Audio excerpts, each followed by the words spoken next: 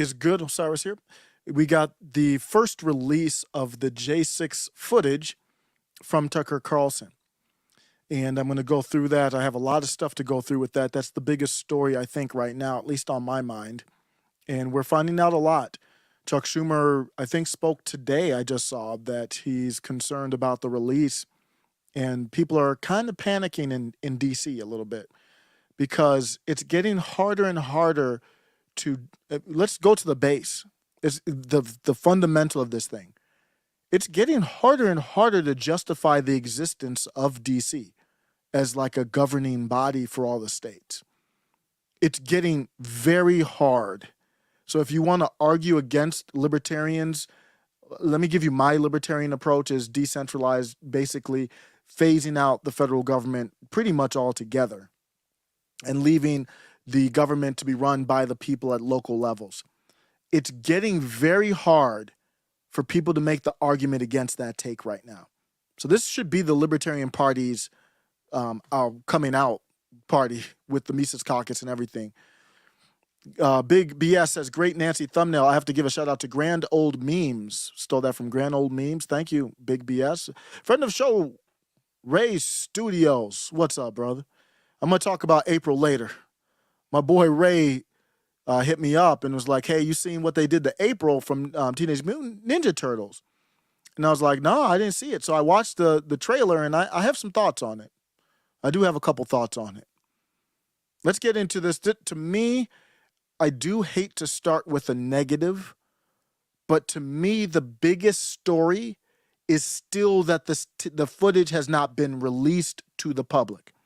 And maybe I'm off here because my understanding was that the Magnificent Six was holding out to get the J6 footage released to the public. That was my understanding. What we're seeing through Tucker is not released through the public. That's released through Fox News and shown on Tucker's show. That's two very different things. And I don't want to sound not grateful for the little bits that we're getting here, but when we talk about 41,000 hours of footage, that makes no sense to give it to one network in their channel. Give it to all the networks, give it to everybody. Everybody can tell their own story. We're in the 5th generational civil war. It's never been clearer than right now, if you didn't know that. And after all this footage came out, they still are lying. We see it with our own eyes, and they're still lying. But here's my biggest takeaway right now. I have to start here. I have to start with, where is the footage? Enough, Tucker. And Tucker kind of was like, oh, yeah, it should be released. No, that's not strong enough for me, Tucker. Not good enough. Thomas Massie serves in the Congress. He did then, he does now. He represents the Commonwealth of Kentucky. Congressman, thank you so much for coming on. I have never seen members of Congress accuse the other, I mean, there's usually a kind of fraternity in the Congress, you're all members of Congress, 435, accuse their colleagues unfairly, without any evidence at all, of committing felonies. What's your response to this, to the lying from your colleagues in the Congress? You've exposed so many lies tonight with these tapes that it's changed my perception of what happened 2 years ago, and I was there. The tapes of people milling peacefully about. And my hat's off to your producers for sitting over there and going through hours of this. Yes, but I would love to I'm not giving them any credit for that. Unleash the resourcefulness of the American public on these videos. I think they should be released. You know, I think it's poppycock that they can't be released because of some security issues. Look, I'm the one who's supposed to be secured by these buildings, and right. I'm not worried about release. This is Thomas Massie, member of the House, great member of the House. I would consider him libertarian leading. He's not like a MAGA, but he's MAGA friendly, libertarian leaning. Probably the most libertarian member of Congress, in my opinion. He has a bill that has like one sentence. It says, abolish the Department of Education. Doesn't get much more libertarian than that. And he's saying, I don't have security concerns. What I want to interrupt this video for, and maybe if I clip it up, maybe I'll do it uninterrupted. Some people don't like when I interrupt, but I'm going to interrupt, is I want to hear this. We, the people, are the boss. You work for us. don't care about the security issues. Figure it out. We want the footage released. Period. Otherwise, you get voted out of Congress. Period. That's what needs to be said. They are hiding behind the security stuff. We don't know what all the skeletons in the closet behind the door that says national security. What's going on with big tech that's hidden behind national security? What's going on with J6 that's hidden behind national security? So what's to stop them from, oh, this footage is bad enough. What if there's more uncomfortable footage that we want to hide behind that national security door? No, you don't get to do that. Well, you can, but we need to vote you out. I don't care if you're MAGA affiliated or not. Get the hell up out of there. All of it released, period. You figure out the security issues. Releasing them. They need to be released. In fact, there was a Rasmussen poll that just came out. This showed over 80%, 78% of Democrats and 86% of Republicans say that all the videos should be released. And they should, because as you said, Tucker, you didn't have facial recognition software there. We need a complete catalog of all of the feds who were there.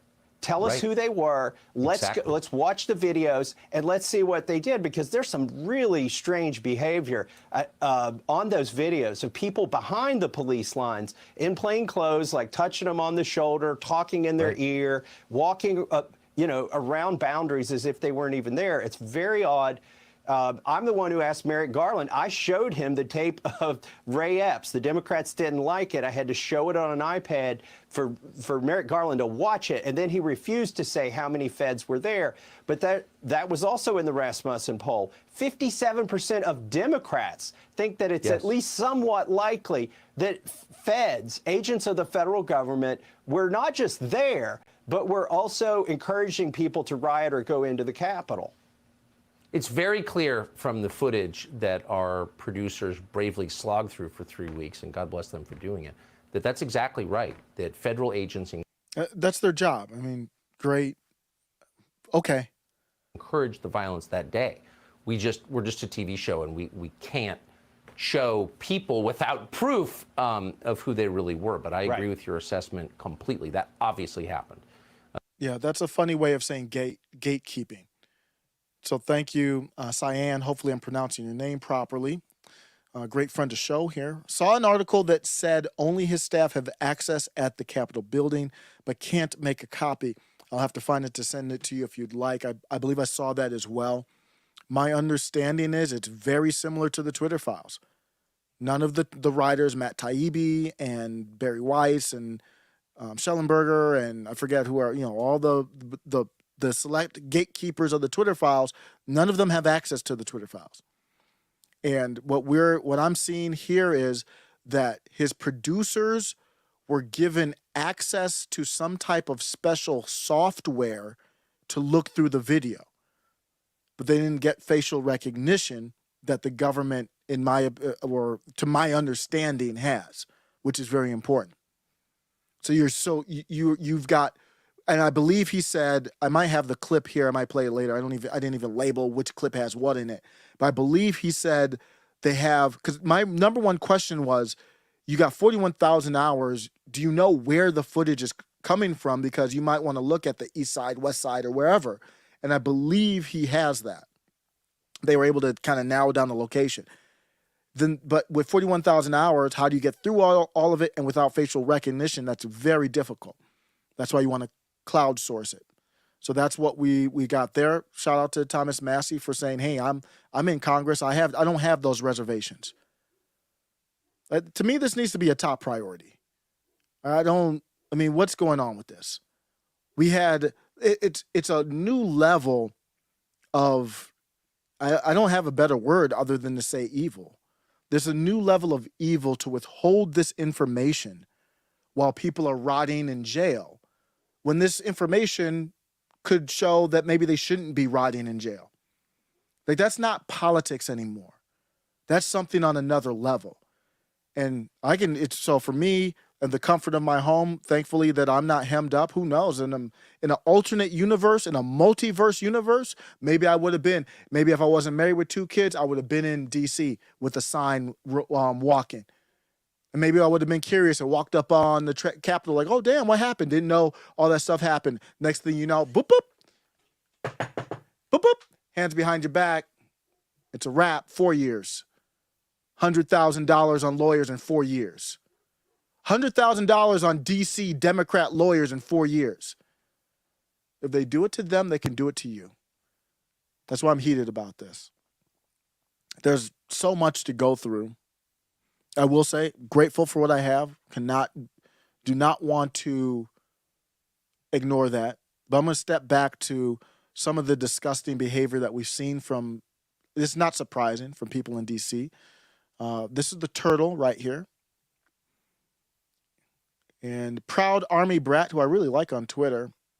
You know, the cool thing about like MAGA people on Twitter is like everybody follows each other. I like that. I don't know if there's any other group that really does it like that. Everybody follows each other. It's like, okay, I follow you. Are you going to follow me? It's like, it's understood. Like, we follow each other. There's no, like, I'm following this person just to, you know, like a one-way street. Shout out to MAGA for that. I really like that. Remember this. McConnell condemned the J6 protest as a violent insurrection, then defended Cheney and Kissinger's selection on the J6 clown committee. Mitch was in it on let me it give all. you my view of what happened January the 6th, and we're here. We saw what happened.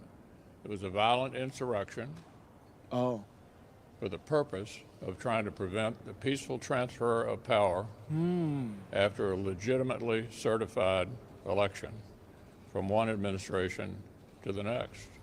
That's what it was. With regard to the suggestion that the RNC should be in the business of picking and choosing Republicans who ought to be supported, traditionally the view of the national party committees is that we support all members of our party, regardless of their positions on some issues. Do you have confidence in her, Ronna McDaniel's chairwoman of the committee? I do, but the issue is whether or not the RNC should be sort of singling out members of our party who may have different views from the majority. That's not the job of the RNC. He's just a male Nancy Pelosi, one of the best, most savage, disgusting, and evil politicians to ever live. But as much as I say that, he ain't no Nancy Pelosi.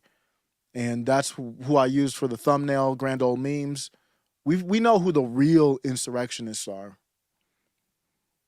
Cyan, thanks for the super chat. Says, thanks for your analysis and coverage of the news. Been a fan since your appearance on Timcast. Yes, thank you. And shout out to Timcast for platforming just randos like me, man. I appreciate you. Thank you so much. It's been great to chat with you and seeing you in the comments. And hopefully we have a lot more great discussions. Tucker Carlson, as much as I'm upset about the footage not being released, and I think that there should be discussion on, hey, for the Magnificent Six, where are we at? Are we going to vacate the chair? I mean, this isn't what I was sold. But let me say, there's some good stuff here. Here's Tucker. So you heard Mitch say it was a violent insurrection. Here's Tucker and his analysis after watching the video. Reporting. With that, here's the video. It doesn't answer every question from January 6th, far from it. But it does prove beyond doubt that Democrats in Congress, assisted by Adam Kinzinger and Liz Cheney, lied about what happened that day. They are liars. That is conclusive. And that fact should prevent them from ever being taken seriously again. Should go further than that. We're going to get insight with footage that shows you what was actually happening inside the Capitol. The footage does not show an insurrection or a riot in progress. Instead, it shows police escorting protesters through the building, including the now infamous QAnon shaman. Watch. These are the pictures you've seen of January 6th. They're familiar because they've been playing on a loop on every media outlet in America for the last 2 years. Now, before we get into the stuff where he's debunking the narrative, that he's showing the classic. We've seen the exact same footage over and over. It's the same clips. You got 41,000 hours of footage, and it's funny how through the mainstream media we watch the same 10 to 20 minutes max clips, all edited. You go to Rumble, you go to other platforms, and you see, wait a second, things were peaceful until all of a sudden a tear gas got popped off. I don't see how what happened there. Somebody gets trampled, people see like, whoa, what's going on? And you see how things escalate, and it makes it look like they came and walked to the Capitol and just started doing all kinds of crazy stuff. Not to mention, just 3 months before this, gaslit into a fortified, they basically admitted it like OJ, fortified process to select Brandon as president, gaslit into that, and then they're here, security issues through Nancy P. and others. And so even the ones that were violent, to me, if this is one of the biggest mistakes of Trump, everybody should have been pardoned, period. The whole thing's disgusting. There's a reason for that. But it turns out there's quite a bit of video you haven't seen. And that video tells a very different story about what happened on January 6th. More than 40... They're picking up stuff off the ground that's misplaced, like a little stand or something for like a poster or a sign or something like that. He showed a video of someone picking up like something in the way at the hallway. These are the ones trying to stop the process. 99% of them unarmed. They tried to say that the flag poles were how they were armed. The American flag and the Trump flags. Story about what happened on January. He's picking up like a coat rack off the ground. 6th. More than 4... They revere the place. They might need to change their mind on that. I have. I don't know if I've ever revered it. But, I would have thought it was special. I think I went there when I was young to a field trip in middle school or something, or maybe early high school. And you revere the place as the people's place. Oh, not anymore. 40,000 hours of surveillance footage from in and around the Capitol have been withheld from the public. And once you see the video, you'll understand. That's what they're worried about. They're not worried about Trump. I don't want to hear about Trump. DeSantis, I don't want to hear you. You don't even need to say anything about Trump. These are the people you need to address. And he has not done that to my liking. Anybody. I love Comic Dave Smith. Now, he's going to have a different take, because he's more based in libertarianism. But these are the people you're going to need to address. Why? Taken as a whole, the video record does not support the claim that January 6th was an insurrection. In fact, it demolishes that claim. And that's exactly why the Democratic Party and its allies in the media prevented you from seeing it. By controlling the images you were allowed to view from January 6th, they controlled how the public understood that day. They could lie about what happened, and you would never know the difference. Those lies had a purpose. They created a pretext for a federal crackdown on opponents of the Uniparty in Washington. Our office wanted to ensure that there was shock and awe, that we could charge as many people as possible. The first thing you notice from viewing the full video record of January 6th is just how many people entered the Capitol building that day. Hundreds and hundreds of people, possibly thousands, over the course of about 2 hours. The crowd was enormous. Look how big. A small percentage of them were hooligans. They committed vandalism.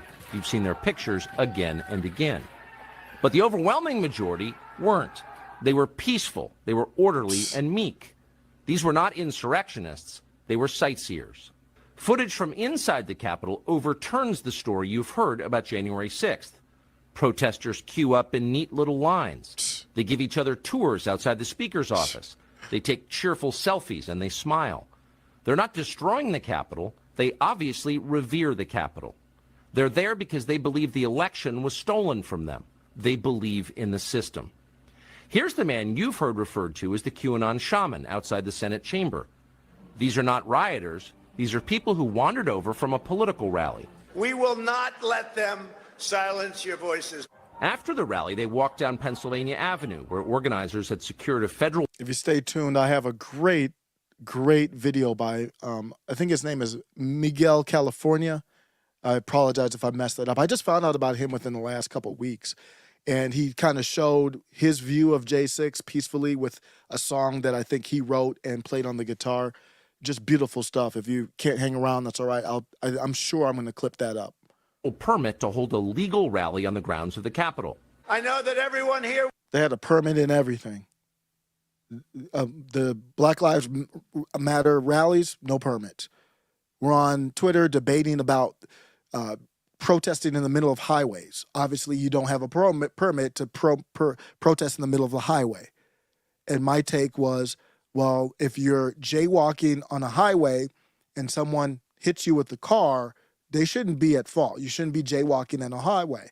So there's been an argument, and one of the rare things, I only disagree with Nico probably about 25% of the stuff, and he's a leftist. But he's like, no, it shouldn't be, you shouldn't be able to run over people on the highway. I said, yes, you should. If you're jaywalking on the highway, protesting on the highway, yeah, you're taking a risk. And they had a permit. Let them silence your voices.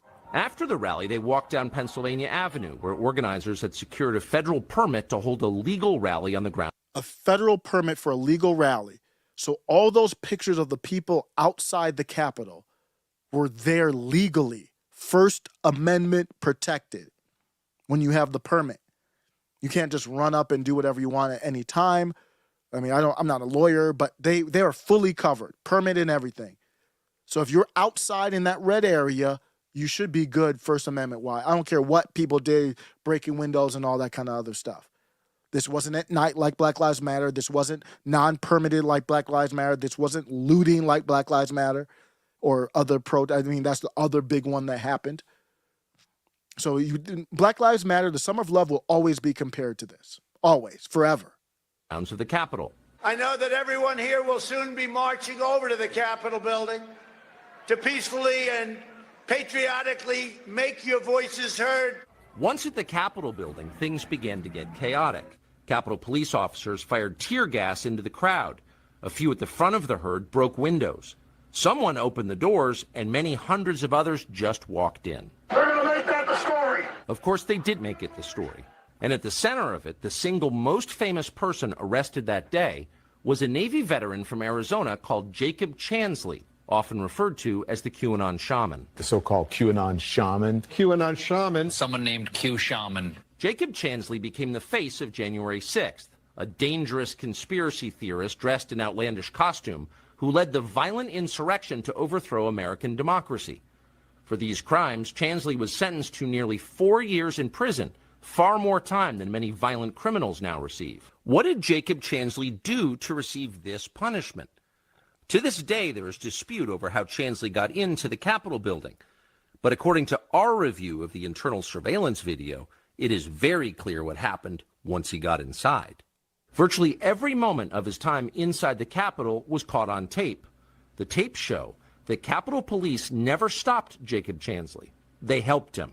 They acted as his tour guides. Here's video of Chansley in the Senate chamber. Capitol Police officers take him to multiple entrances and even try to open locked doors for him. We counted at least 9 officers who were within touching distance of unarmed Jacob Chansley. Not one of them even tried to slow him down. Chansley understood that Capitol Police were his allies. Video shows him giving thanks for them in a prayer on the floor of the Senate. Watch. Thank you, Heavenly Father, for giving the inspiration needed to these police officers to allow us in this building.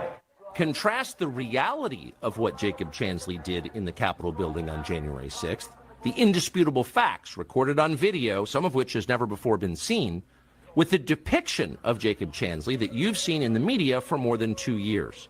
He's a terrorist, they said. He should be killed. Shoot him. Shoot him.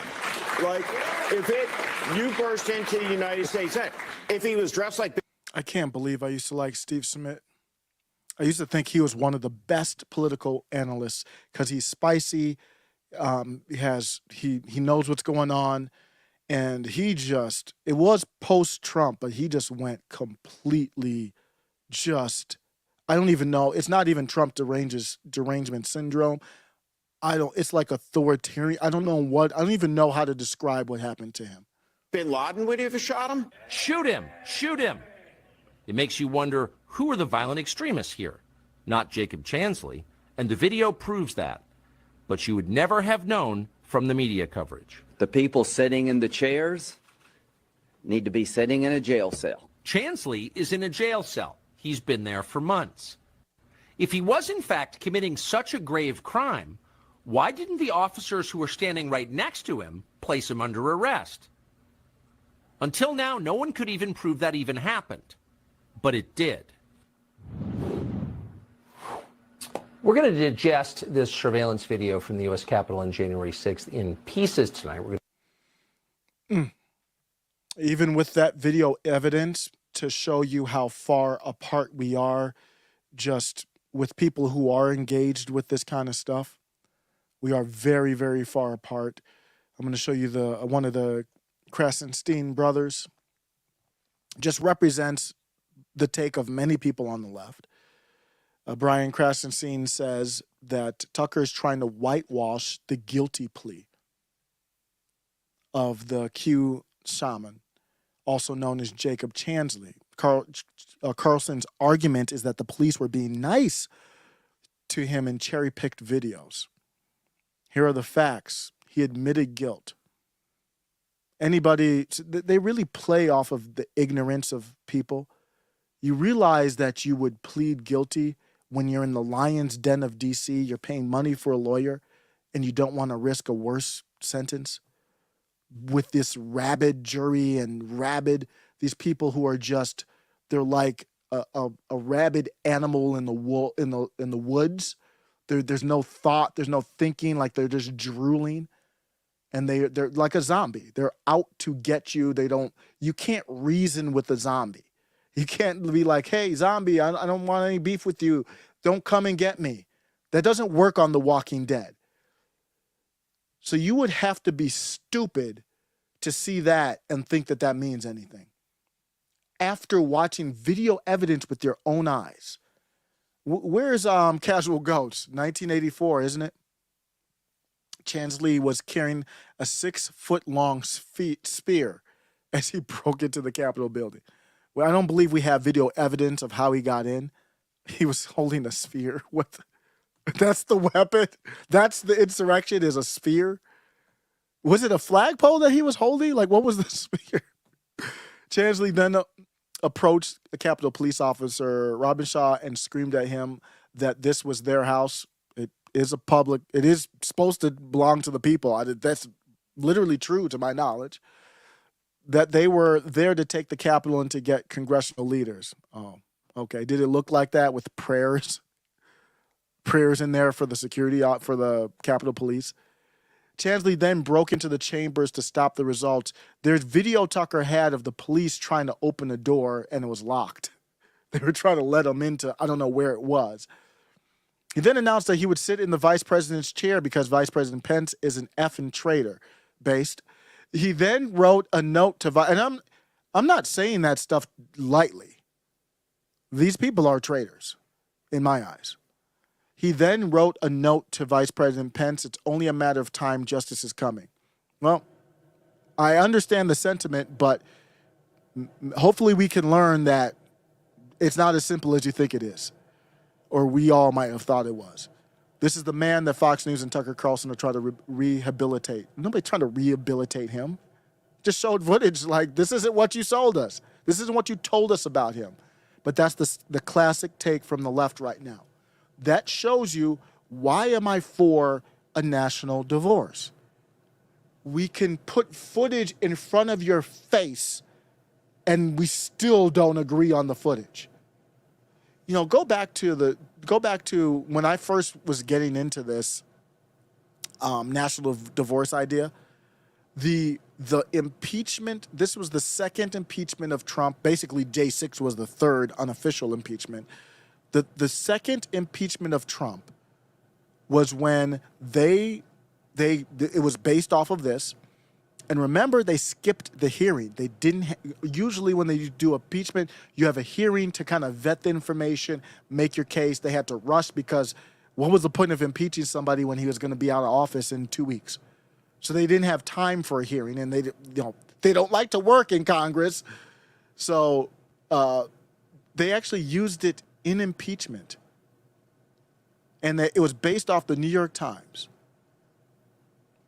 So that's when I think that's around the time when I was like, a lot of stuff that these libertarians been saying are really on point. So they had no hearing before it.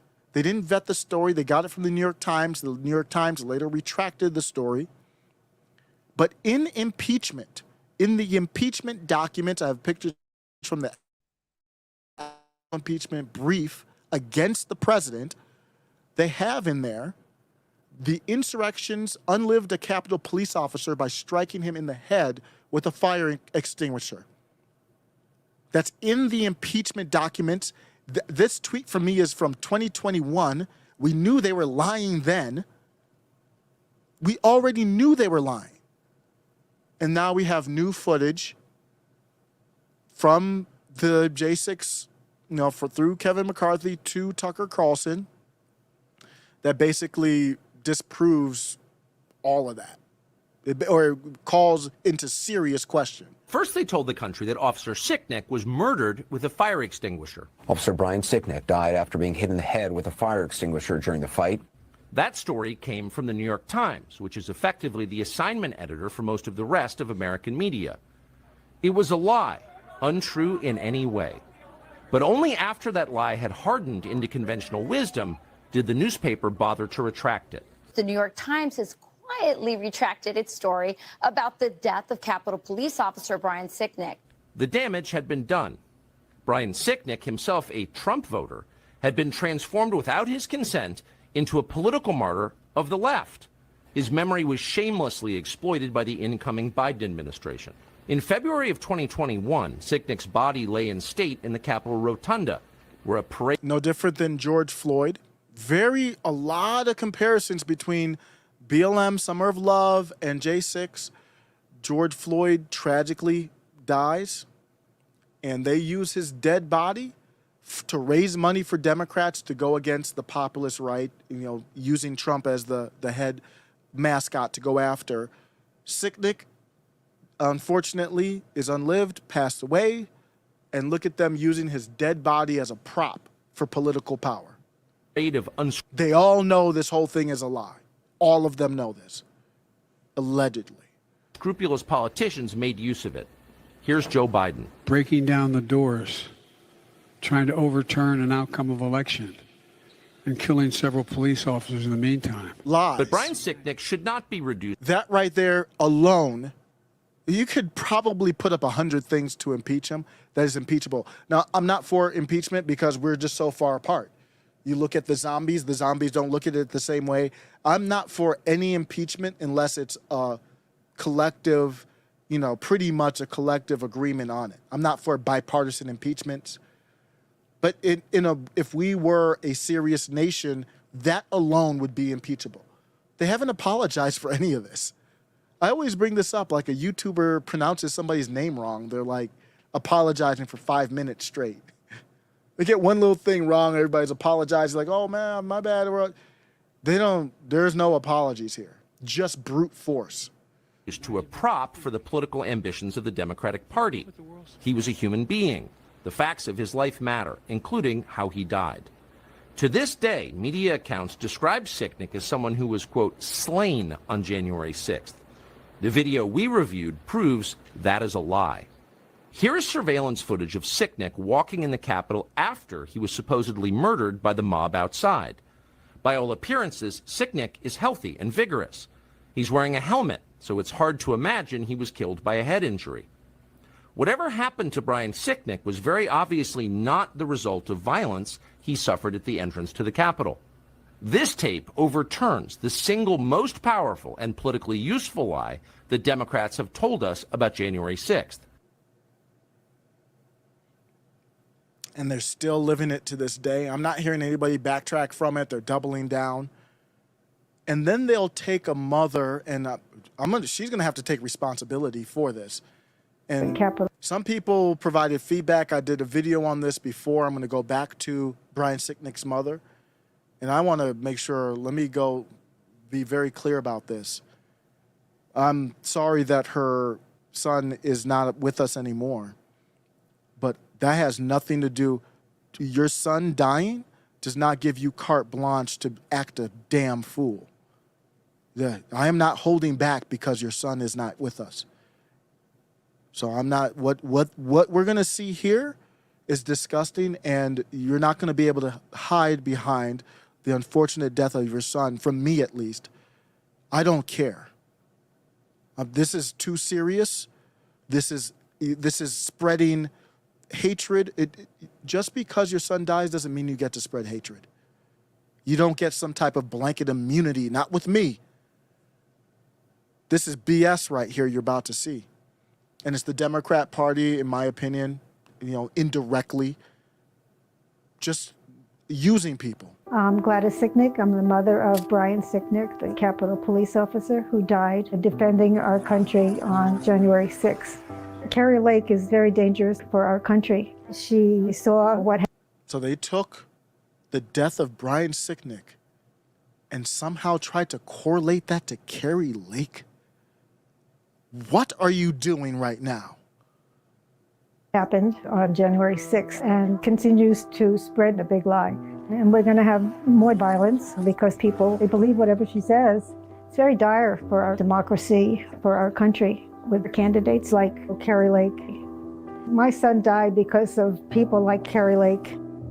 I want this to sink in, that this is what she said, and to this day has no retraction for it. With the candidates like Carrie Lake. My son died because of people like Carrie Lake. My son died because of people like Carrie Lake. Carrie Lake. My son died because of people like Carrie Lake. You're looking at evil this is the worst type of evil that you could possibly see. Looking at it straight in its face. We see stuff that completely disproves the narrative. We know that the initial narrative was a lie. We know they use it as a lie against Donald Trump. And what the hell does Carrie Lake have to do with any of this? It shows you that she's the new face of MAGA, and they just want to go after her. And some of y'all are like, well, I don't want to do that because I don't know what y'all are doing. I don't give a damn about the mother and what her loss when it comes to saying some stuff like that. I don't give a damn. Carrie Lake's nicer than me on this one. Chris Bickley from CBS News. Hi, Chris. I don't know if you've seen this ad attacking you. Which one? Which one? Which one, Chris? The mother of Brian Sicknick, the Capitol Police officer that died the day after January 6th. She, in an attack ad, is saying that people like you specifically are responsible for her son's death. I'm curious, what do you think when you hear that? What's her name? The mother of Brian Sicknick? Yeah. I think it's Cindy Sicknick. Cindy, I believe it's Gladys we just saw. want to say to Cindy Sicknick, I'm so sorry about the death of your son. It is tragic. I'm a mother myself, and that is, it breaks my heart. That is a wound when you lose a child, no matter how old they are, that never heals. And so I don't want to disparage her. She doesn't know me. I wasn't anywhere near the Capitol on January 6th. And I understand that her son died, I think, the following day of a stroke or natural causes. And I feel for her, and I see the pain in her eyes. And I would never try to disparage or hurt her, because I know when a mother has pain like that, there's no way to heal that. And that's why I feel for these moms and dads who hit me up on the campaign trail and they grab me. And you can spot them from across the room. There is a loss in their lives that can never be replaced. And we're losing thousands of young people. When they tell me they lost a son to fentanyl, when they lost a daughter to fentanyl poisoning, this is why we are pushing so hard to secure that border and stop fentanyl from pouring across. I'm used to attack ads. I've had probably more money spent against me than any candidate in Arizona in attack ads, but the people know me here. They're not believing what they're seeing in the attack ads. I've been in their homes for 27 years. And additionally, besides attack ads, I've had 100% negative lying coverage by the fake news of me and my campaign and our people.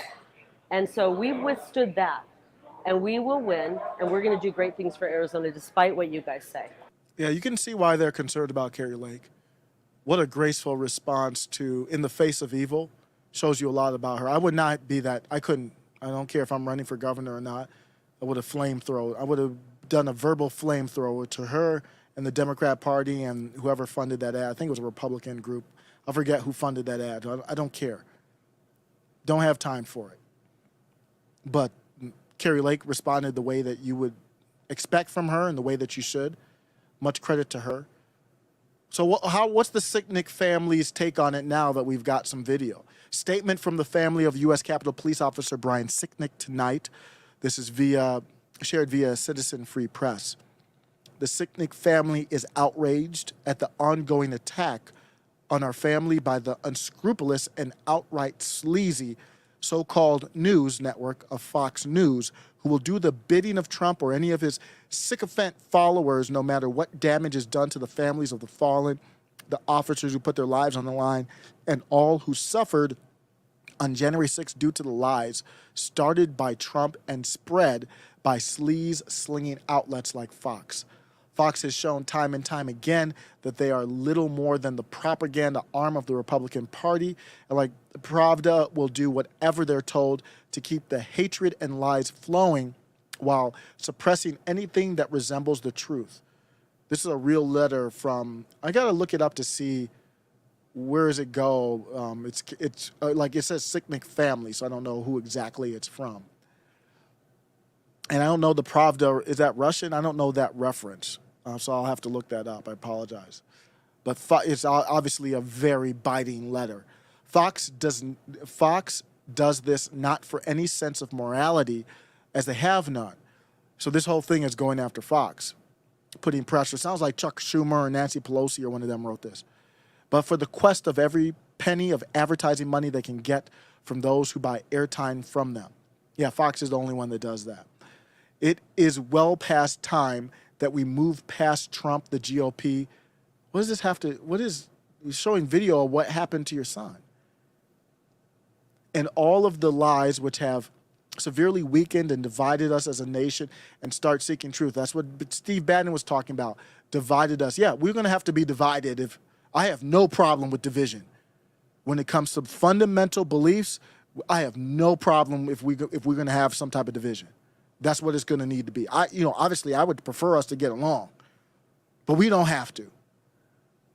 Tucker Carlson claims that Fox has been looking over the video feeds from the Capitol with full access supplied by our disgusting excuse for a House Speaker for the truth. Carlson's truth is to pick and choose footage that supports his delusional views that this J6 insurrection was peaceful and that Ashley Babbitt was some kind of martyr.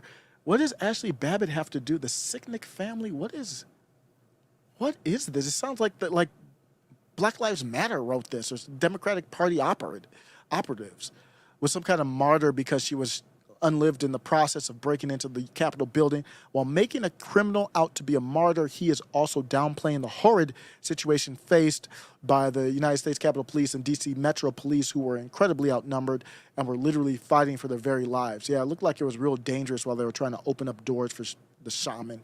One officer, Brian Sicknick, lost that fight the following day. So it's weird. It's from the family. It's weird how it's written like that. I got to look into where this is from exactly. And several more officers lost that fight in the following weeks. But were those tied into this situation? Do we know that for sure? On video, Officer Sicknick looks like he managed to shake off the chemical irritants and resume his duties. That he did, but his sense of duty and incredible work ethic were the driving force which sent him back in spite of his injuries and no doubt contributed to his succumbing to the injuries the following day. There is doubt. We don't know that for sure. I'm not saying one way or the other. I'm just saying the narrative that we were sold is absolutely not true if after he was supposed to be unlived, he's walking around and looking pretty aware. That doesn't mean 100% that whatever happened there with the spray or the fire extinguisher, I don't know if we have even video evidence of that, if that played a role in his unliving, we don't know. Another comparison to George Floyd. One of the things that pisses me off the most about the George Floyd incident is people acting like they are God and they know how he died. Either way, some people saying, well, he died of drugs. Some people say he died because of a knee on his back, shoulder, wherever it was on. Nobody knows. We do not know 100% how he died, period. We have to be comfortable not knowing. And Democrats have sold us he died because of the rioters at J6. That is not true. We don't know. It's a gray area. You can say, I guess, or I think it's not this, but nobody knows for sure. I continue on with the letter. What will it take to silence the lies from people like Carlson? So they use Carlson because he's known. They would say the same thing, obviously, about me or anybody else. You watching this with your comments in these videos. See, Democrats are very good at turning their own corruption into opportunity. And I'm going to show you that with Chuck Schumer and others. They could use their own corruption, deceit, evil behavior, disgusting behavior, treasonous behavior into, oh, you know what? We should nuke every channel that doesn't believe the narrative on J6. Any channel that has Tucker footage. Or we just get rid of Fox News. Let's try that. Even though they're not really, to me, Fox News is not really an enemy. As you can see what they're doing with Trump v. DeSantis. They're really trying to bring Republicans in the fold. You saw what happened after the last process with Fox. A lot of people ran away from Fox because of what happened with their coverage on the process in Arizona in particular. And then now they've got Sean Penn on there every other week talking about F-16s and nuclear. America's not strong enough because they're not using nukes on Fox News.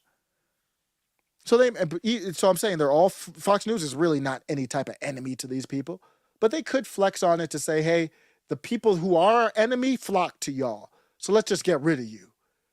That's how savage they are. They'll get rid of anybody. Nancy P. isn't even safe. None of them are safe from the machine. What will it take to convince people that the J6 insurrection was very real? What will it take to convince people? Why are you trying to convince people of one way or the other? I'm giving you my take. If you think it was real, then you go do you. Was very violent, and that the event was orchestrated by a man. They're still going after Pappy. I can't believe I'm reading this. I think they're talking about Pappy here. Was orchestrated by a man who is every bit as corrupt and evil as Vladdy Poot. The Sicknick family would love nothing more than to have Brian back with us and to resume our normal lives. Fictitious news outlets like Fox and its rabid followers. Yeah, there might be some rabidness in me myself, but hopefully there's more logic and based in truth. But yeah, I'm getting a little froth on the mouth. Yeah, okay, I'll own that. Will not allow that. Every time the pain of that day seems to have ebbed a bit, organizations like Fox rip our wounds wide open again, and we are frankly sick of it. I'm sick of you. So that makes us both. Leave us the hell alone, and instead of spreading more lies from Supreme Leader Trump, why don't you focus on real news? Nobody brought you up. You entered this. And nobody brought you into this. We talked about Brian Sicknick, what happened. Democrats used his dead body as a prop, just like George Floyd. I didn't bring George Floyd into this. I didn't bring his family into it. If you don't want to be a part of it, stay the hell out of it. That's my recommendation to the Sicknick family. I have 0 Fs for the Sicknick family. None. Don't care. Moving along. Chuck Schumer this morning condemned. So they're doubling down on this.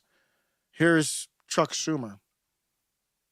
And this is what happens when you let corrupt people have power in your country. Last night, millions of Americans tuned in to one of the most shameful hours we have ever seen on cable television. With contempt for the facts, disregard of the risks, and knowing full well he was lying to his audience, Fox News host Tucker Carlson ran a lengthy segment last night arguing the January 6th Capitol attack was not a violent insurrection. Oh, so we're not allowed to argue a point that doesn't agree with our Democratic masters? Do I need to call you Master Schumer? In a political sense, not like a original slavery sense. That sounds like a master talking to their slaves. He can't have his own narrative. Fox News host Tucker Carlson ran a lengthy segment last night arguing the January... A lengthy segment? What is... I'm doing a lengthy segment. He didn't run a lengthy segment at all. ...was lying to his audience. Fox News host Tucker Carlson ran a lengthy segment last night arguing the January 6th Capitol attack was not a violent insurrection.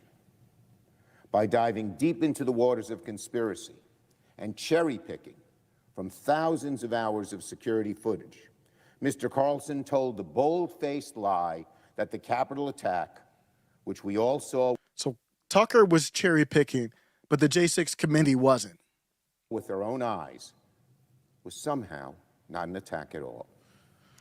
He tried to argue it was nothing more than a peaceful sightseeing tour. Can you imagine? A nonviolent demonstration, a perfectly fine and appropriate instance of people expressing their opinion. I, so many others who were here in the Capitol, and millions of Americans are just furious with Tucker Carlson and Kevin McCarthy today. Many of my staff were here at the Capitol on January 6th.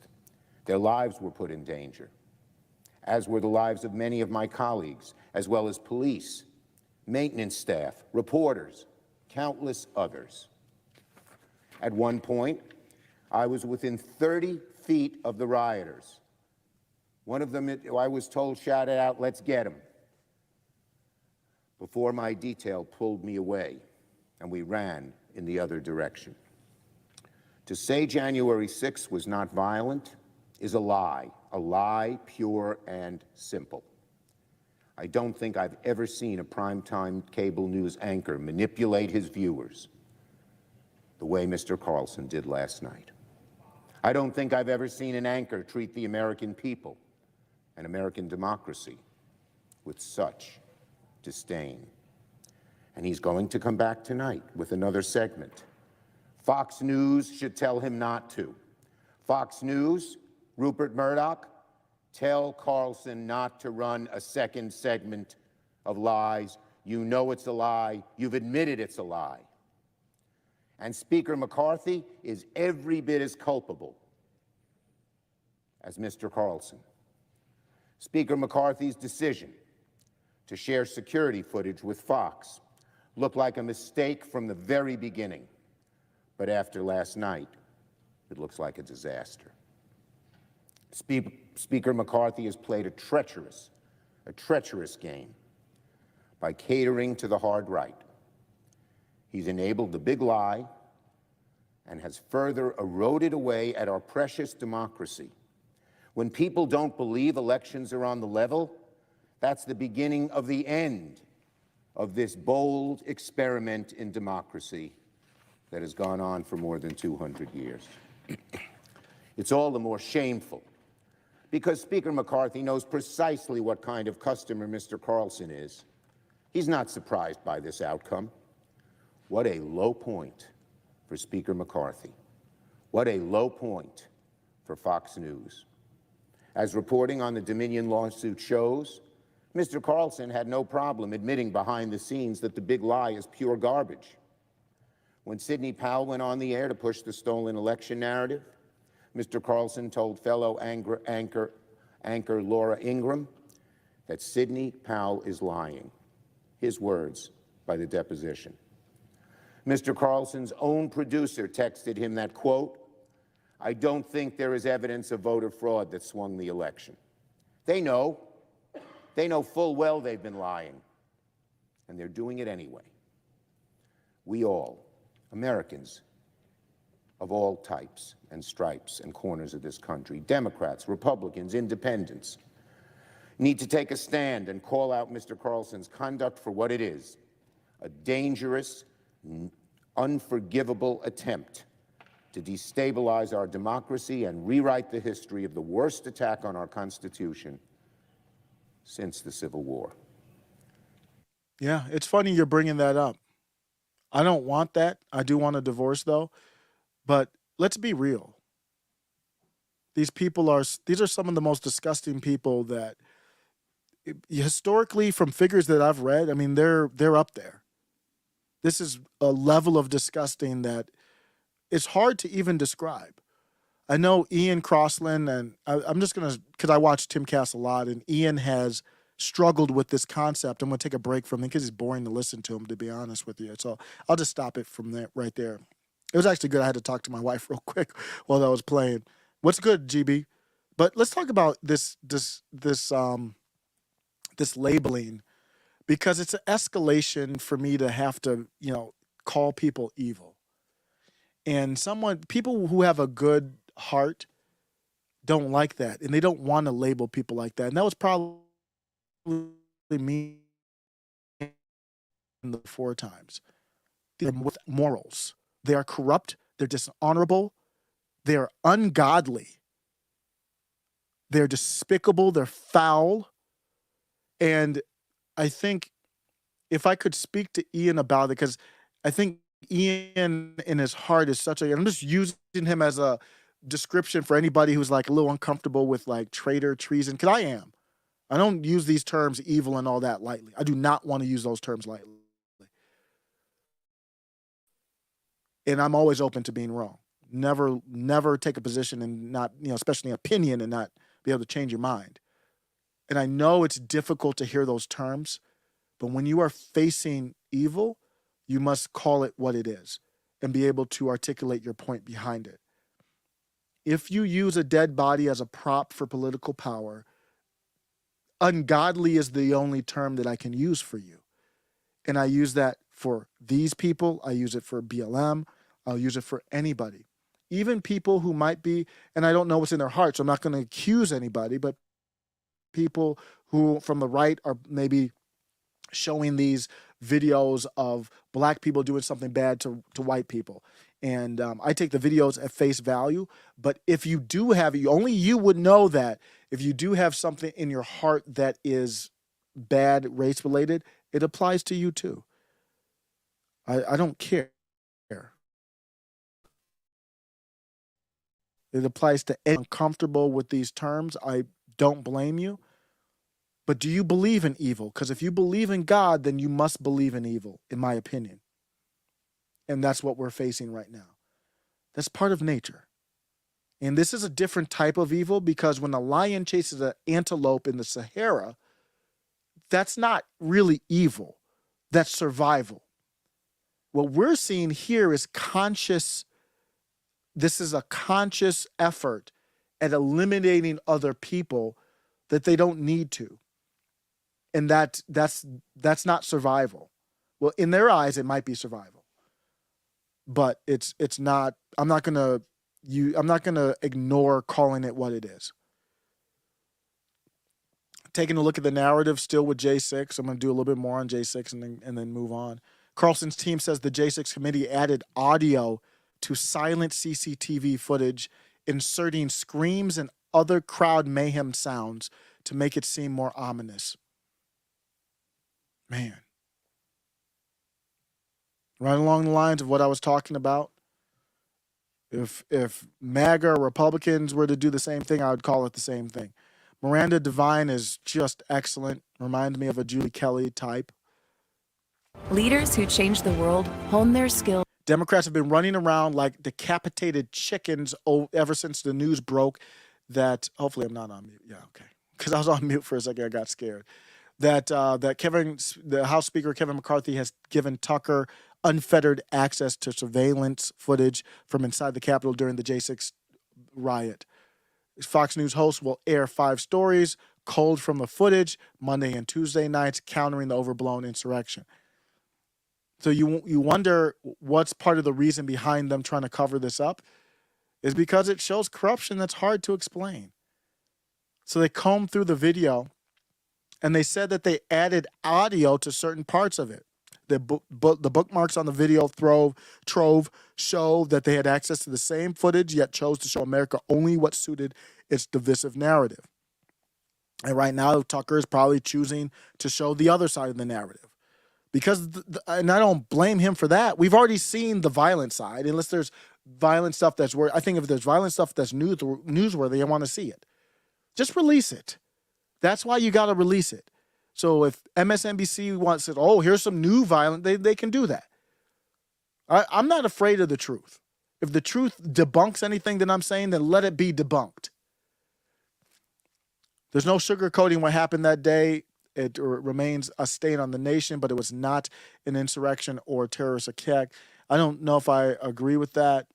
The stain on the nation was the reaction from the government, and the biggest stain actually with J6, to me, the biggest stain is the soft response from citizens. And this is a cliche thing, but I always go back to, like, what would the founding fathers think of us right now at this moment? They'd be like, what the hell are y'all doing right now?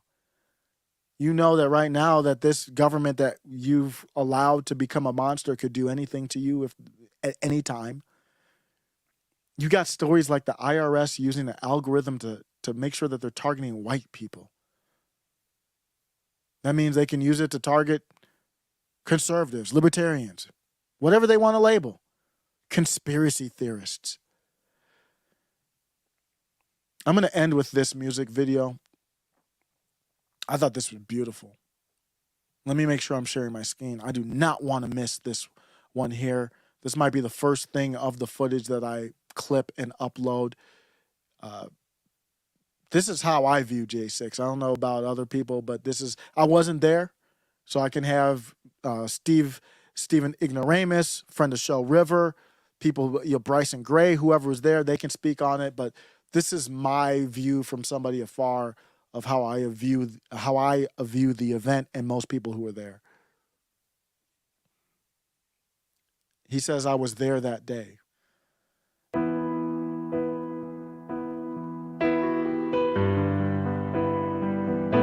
I know that everyone here will soon be marching over to the Capitol building to peacefully and patriotically make your voices heard. I was there that day, flew in from California to gather and to pray, to celebrate America, love of country on display.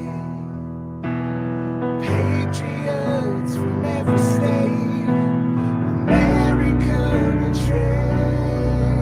We reject the lies and slander. Patriots are not afraid. I was there that day, proud and beautiful and peaceful, marching unity and grace. God's awakening America to the enemy's belief. Our bond cannot be broken. Measuring your fear by the depth of your projections. Reckoning is almost here. Understand your public hate. Guilty of the things you play. We mock your fascist censoring, corrupted coward heresies. We were there that day, and we know you infiltrated. It's on the anarchy display. You have to lie because you're so afraid to be the people that you hate. The party of corruption come for you today as you delete your opposition. Never bound tyranny. I was there that day. America was on display. We have got liberty. You can never take that away. I just thought that was a great song to end the J6 discussion on. You look at J6, that's just another conspiracy. We're seeing stuff about the leak from the lab, another conspiracy. Somebody tweeted this. Who tweeted this? This was Kev. I don't even know who Kev is. Great tweet here. But he was replying to Zero Sum, who's a great Twitter account, controversial one, but posts a lot of videos of the stuff, the mainstream media, like, breaking news of riots or whatever, stuff like that. Sim Warlord, shout out to Sim Warlord, great Twitter account, ZeroSum24. I guarantee you he has CIA and FIBA agents following him. Conspiracy theorists on a historical run right now, not sure anyone human can guard them. And here's the reply from Kev, great use of Twitter. We're heating up. Anybody else labeled as a conspiracy theory? If you're listening, there's this big dude that's playing basketball, like the old guy at the Y, but he's outside and he's just passing and behind the back and fadeaways and all net. He's big. He can't run fast. Big gut, fat drip, shaking all over the place, but just blazing, blocking shots. That's the conspiracy theorist. Cat Turd tweets on Twitter, we were right about J6. Conspiracy theorists are now 59-0. What were conspiracy theorists right about? All kinds of things. Right about the leak from the lab. Right about J6. Right about the V's. Right about Fauci. Right about, I wasn't at the time, but conspiracy theorists were right about weapons of mass destruction. Right about JFK. We're finding that out. Right about the Nord Stream pipeline, right about 9/11, right about this, right about that, undefeated, kind of like, a lot of us did get kind of bigger. I got bigger myself, so I can relate to this dude right here, but we blazing threes right now. So if you want to call me a conspiracy theorist, I'm honored. It's just fade away all net. Tell me where the conspiracy theorists were wrong.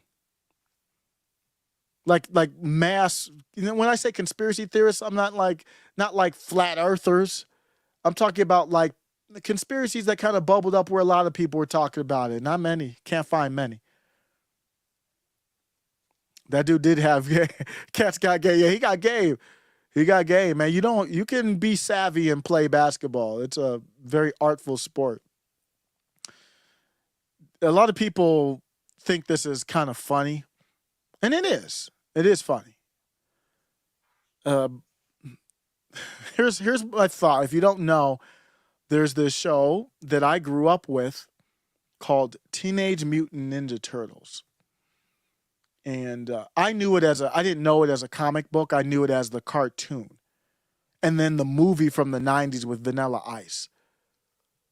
Believe it or not, one of my recent great memories as a father is going back home to my home that I grew up with in Cleveland, Ohio. And you know how kids are. They get into a place and they have no reservations and they'll open up a closet, they'll open up a drawer, they'll pull up the boarding off the floor. I don't want to even stop that. I really like that from the kids. Just want to harness it so they're not hurt. But I don't want to always say, oh, don't do that. You might trip, you might fall. We went hiking this weekend and it took everything in me. It was very icy in certain places because it doesn't get much sun before I get into Teenage Mutant Ninja Turtles more. And it took everything in me as a parent. And I did say it a little bit, and my wife was like, hey, he's got to learn. And I'm like, damn, you're right. I'm like, so looking at my son, and he's getting more confident walking on the ice. And when we're going up the trail, a little incline, he was very careful because you slip, you fall, it's easier. But on the down, he wasn't as careful. And on the straightaway, he wasn't as careful. He was getting overconfident. And I saw it happening. So he got overconfident. I'm like, you can't see all the ice. He ran, slid, boom. And then, got up crying. More not that he was hurt as much. I know it hurt, but more that it was probably embarrassing. And my point is, I want to let my son make his own mistakes as long as he can get back up from them. And that was a good moment as a father. But also, he went to the crib, my original house that we grew up in. Not much has changed in that house. And he found a Raphael Ninja Turtle action figure, the original from the 90s at some point that I played with. And I'm like, and my parents actually hidden like in the attic or somewhere else have like the original He-Man Panther and all those kind of things. I have a Transformer that's unopened, probably worth, I did look it up, worth $100 or something like that for whoever's going to who's going to buy that for $100. But he found an action figure Ninja Turtle. It was missing an arm or something like that. But of course, all those toys, it was loved. He found that somewhere in my old room. I'm like, where the hell did you find that? He's like, Daddy, look. And I think it's here at the house. I think we took it home with us, if I'm not mistaken. I have fond memories of the Teenage Mutant Ninja Turtles. And then recently he went to a birthday party at a skating rink, and then there was this new Teenage Mutant Turtle beat 'em up game. I played the original beat 'em up game, which is a classic beat 'em up.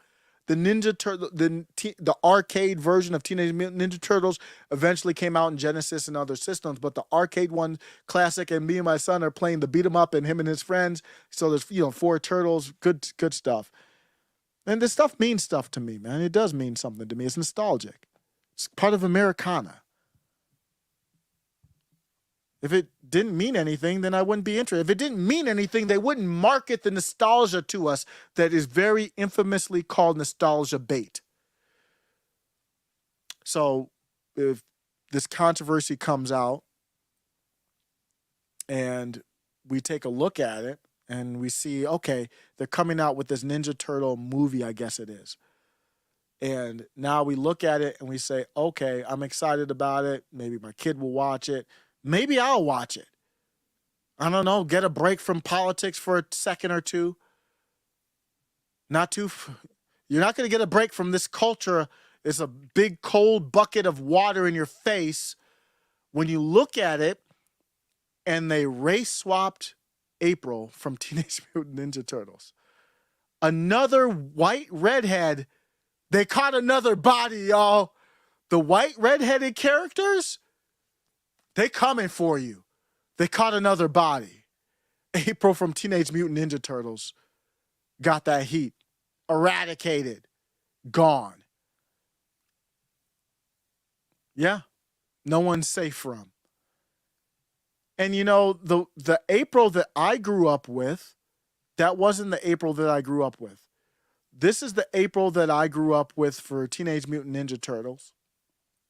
And you might think this is stupid, whatever. It's not stupid to me. Hopefully I can articulate myself. So this is basically the April, looks like the April I grew up with. White. Never thought, it was never a problem. It was never a problem that she was white with red hair. That didn't pose any issues. It didn't hurt race relations. We were good. It wasn't a big deal. Oh, and by the way, I didn't know what sex was back in the day. This is obviously a kid's cartoon. It wasn't really supposed to be for sex. Even though she was a love interest clearly of, I believe his name was Casey Jones, the Jason looking dude on there, which was a very good character. I didn't even know what sex was, but I knew she was feminine, a woman. That's okay. For you woke idiots out there, it's okay for a woman to be feminine and sexy in a cartoon. I mean, she's not inappropriate. He's got to be appropriate. People were probably rightfully clowning me on Twitter. I was talking about, well, she was more sexy back then, more feminine. I didn't mean in an inappropriate way. But of course, it was kind of weird to put it like that. So somebody was like, you can go fap off to the old April. I'll take the new one. Okay, touche, you got me. I'm not changing my take. That's the April I grew up with. This is the April that they gave us. This is April. So I don't know, it's supposed to be a kid or whatever, so I'm not using the sex angle on it. But a non-feminine, non-binary looking, Stacey Abrams looking with dreads and glasses, fat black thing is what we got now. You don't think that matters? If it didn't matter, they wouldn't do it. So this is what we had before. And now we've got a fat black whatever it is for April. And maybe the character's good. We'll see how the writing goes. I'm open-minded to that. But just looking at the swap, I'm not the weird one. Y'all are the weird ones. That's weird. I'm not weird. You're weird to feel like you need to do that. And I tweeted on this. I think this is perfect. It's great. It's actually great. Let me tell you why. It's the perfect race swap. We're getting closer, y'all. If we turn every attractive white feminine cartoon character into a fat non-binary Stacey Abrams looking black thing, we might actually eliminate racism. And there it is. You know, if you wanted a fat black thing as a part of the cartoon, you could have made a new character. Nobody would have cared. But it's because critical theory, you take the mantle of a white character and replace it with that. And now racism, I guess, is going to be destroyed as long as we make every character look like that in every movie. I think we'll probably be okay, right? That's the thought behind it. Where are the newly created black characters? You know, you could do that, right? If you want representation. I love the argument that it doesn't matter. Well, if it doesn't matter, then you wouldn't care that I would say it's stupid. These are the shows that people in my age group grew up with, targeted to my age group in a way, very often. In the trailer for it, guess what song they used? Tribe Called Quest. Not even a new Tribe Called Quest, which I'm all for this old one. Can I Kick It from like 1989? Kids aren't listening to that type of music. They're targeting me. They're targeting people who have some, you know, right now I'm trying to get paper. I don't have any money, but they're targeting people who have money. Who asked for this, by the way? The same thing as the 15-minute cities from yesterday. You see the correlation. Who asked for it? Who likes it? There are people who are defending it, but they're not really passionate about it. They don't really like it. They're not really down for that. Here's a bunch of race swaps, specifically with white redheads. Now, I'll admit I'm biased. I like redheads. Redheads, this phenomenon of redheads come from some genetic thing where the melanin's different or something like that. And I think it's because they're unique. There's not many redheads in the world, like true natural redheads, where you'd have to do the natural redhead test to see if they're a redhead.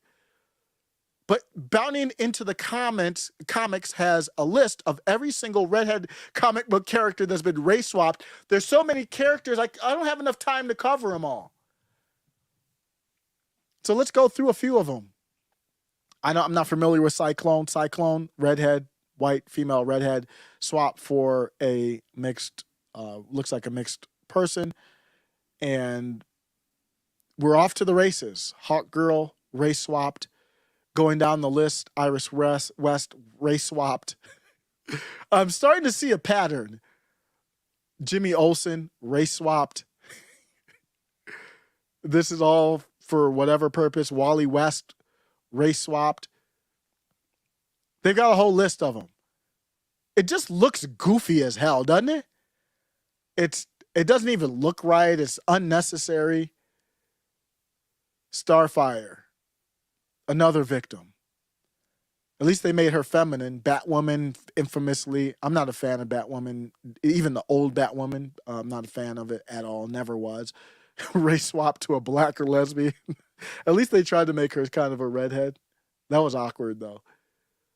She's a black lesbian. They've already race swapped April in the past. To at least this one wasn't overweight. I mean, it's a cartoon. Why does it need to be? It's fine. You can make it overweight. I think that's fine. Just make it a new character. I think it's goofy to turn this into an overweight character. But continuing, April O'Neil, that's actually a really good character.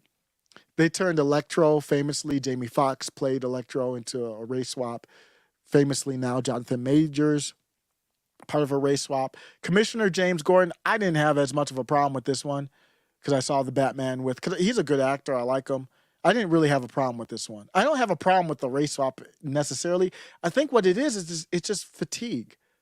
Like we're looking at the trailer for Peter Pan, and when the trailer comes out, we're looking to see who's race swapped. I think at that point you've done too much of it. That's the biggest thing when you're looking at the trailer. That's the biggest thing, like who got race swapped, who got gender swapped. Hemdahl, race swapped. Bo, race swapped. He-Man. Ariel, famously, race swapped. Another white redhead. A deep sea creature race swapped with somebody with melanin, somebody who would never see the sun. Of course, they had to be race swapped. Josie and the Pussycats, race swap for whatever reason that needed to happen. Well, this one really hurt down here. Well, it doesn't hurt, but it's crazy. Look at all these. These are all race swaps. I'm on number 15 now. Going down, the Amazing Mary Jane race swapped. You just keep going and going and going and going. For some reason, that needs to happen to people. Little Orphan Annie got race swapped in that special. They even came for Annie. I like that. I like Annie. I'm a big fan of the musical Annie. I really like it. I grew up listening to a lot of show tunes. And I'm on 25 now. So Artemis, this one is bad.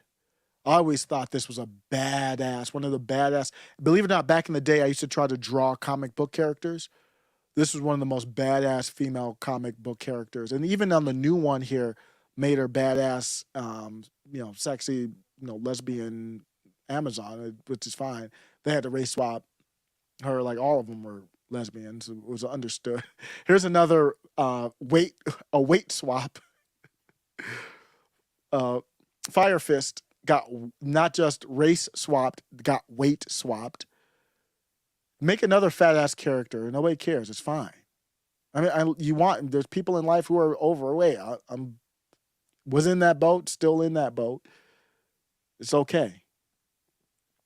I said, this is how I'll end it. I kind of went through on Twitter just a couple characters. I could go through 25 characters that were quality, I think. But I said, to you woke freaks out there, here's my take for you woke freaks who think I'm silly for talking about this. It's just entertainment. So just leave entertainment alone. Hollywood can add representation to a show without backlash. Taylor Mason, Billions. Great character. Introduced non-binary, a they, them. Had no problem with it. Never even thought about it, never even worried about it. Thought it was always liked the character, still like the character. It was written well. It's an original character. They didn't have to, do any type of gender swapping from an original. Adebisi from Oz. Adebisi was that nigga from everybody. I never met anybody who didn't like Adebisi. Wore the hat off to the side. He was as gay as Richard Simmons. But look at what happens when you write an interesting original character. He can be gay and don't nobody care. In fact, revered. Love. Back in the day when the new episode of Oz came out, me and the boys, we would come get ready, get the popcorn and ready. Because it was just going to be fire. Omar from The Wire. Find me someone who doesn't like Omar from The Wire. I'll wait. He was as gay as a fruitcake. Nobody cares. Character was amazing. The show was amazing. He was interesting. Some people replied to me and said, hey, conservatives cared about him being gay. Get the hell out of here. Nobody cared. Get the hell out of here. Try to rewrite history to make it your own, like they were trying to say April was originally black. April was not originally black. Nowhere was April from Teenage Mutant Ninja Turtles originally black. Even if she was, it wouldn't change my take. But my point of bringing that up is that their narrative has to fit. That's why they got it. Jamal Lyon, Jussie Smollett. Nobody had problem with Jamal Lyon, Empire. Amazing hip-hop musical, great show. There wasn't a dude that Jamal didn't open up his ass crack for on the show, and nobody cared. It's a great show. Now, people did have some feedback that they had a little much. They had a lot of the interactions between him and his male friends, but it wasn't really about him being gay. It was just about, like, y'all got a lot of it in there. Like, it was turning into like some soft gay prawn. And it was like, you could back off on it. Nobody had a problem with him. The music was great. He was great. Songs were great. The show was amazing. They had a powerful scene. I actually played the video in a previous upload talking about Jussie Smollett, not his character, but amazing, powerful scenes between him and his father and his brother addressing his sexuality. The powerful scene with his father was when it was a scene where he was young, maybe about 6 years old or something like that, and he put on high heels and a dress and stuff like that, and the father took him and kind of threw him out of the house, and nobody liked that, like from the audience. It was such a powerful moment in that show. They had many. And then the dynamic of him, his father was Lucius Lyons, and he was very masculine and, like the alpha dude, and his son was gay, but his son was, and he never really transitioned the power to his gay son maybe in part because he was gay, but the dynamic was great, well written. Nobody cared that he was gay. The scenes were amazing. The writing was amazing. Nobody cares. The people who really care are you woke idiots. Ian Clayton Gallagher from Shameless, another unbelievable TV show. His character was born as the result of a PCP affair between his mother and uncle, and nobody said anything. And the brother of the uncle thought he was the father the whole time. They addressed it head on. Episode 1, no pun intended, pause. They addressed it head on. But he was gay, had relations with all kinds of different people, and they addressed it with him, his family, his brother. They addressed it with humor and great writing. Nobody cares. Beloved character. Beloved show. If you haven't watched Shameless, go back to Netflix.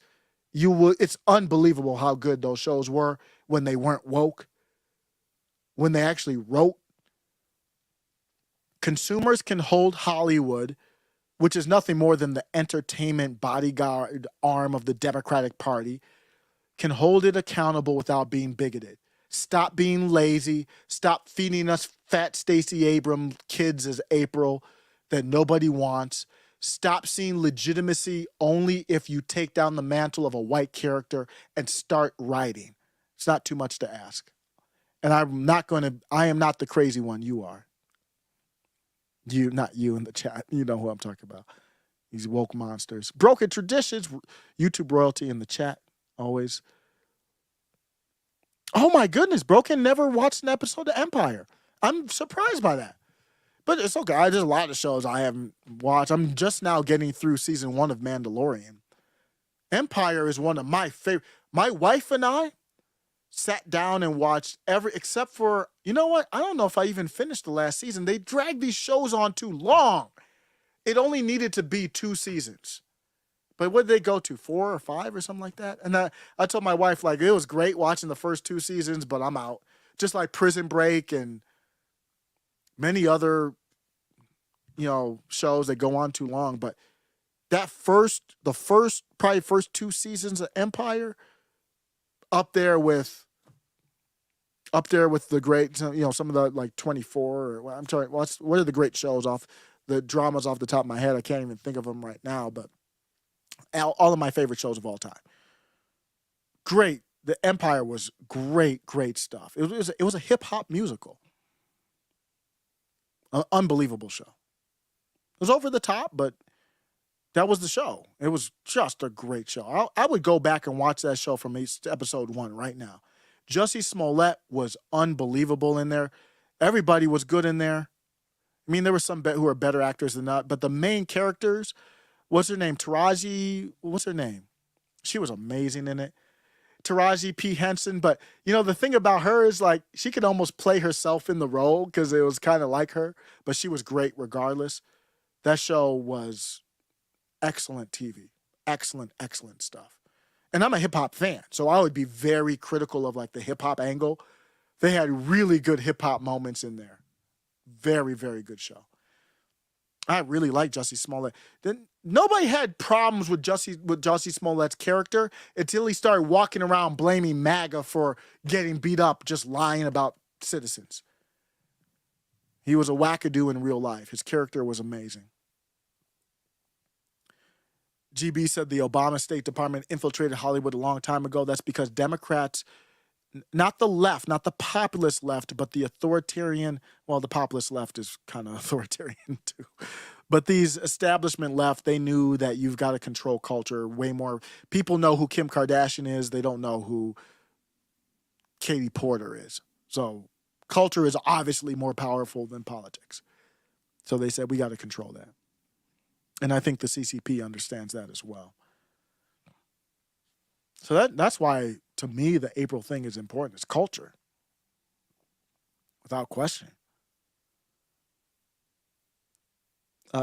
Look whose name's being brought up for POTUS, believe it or not.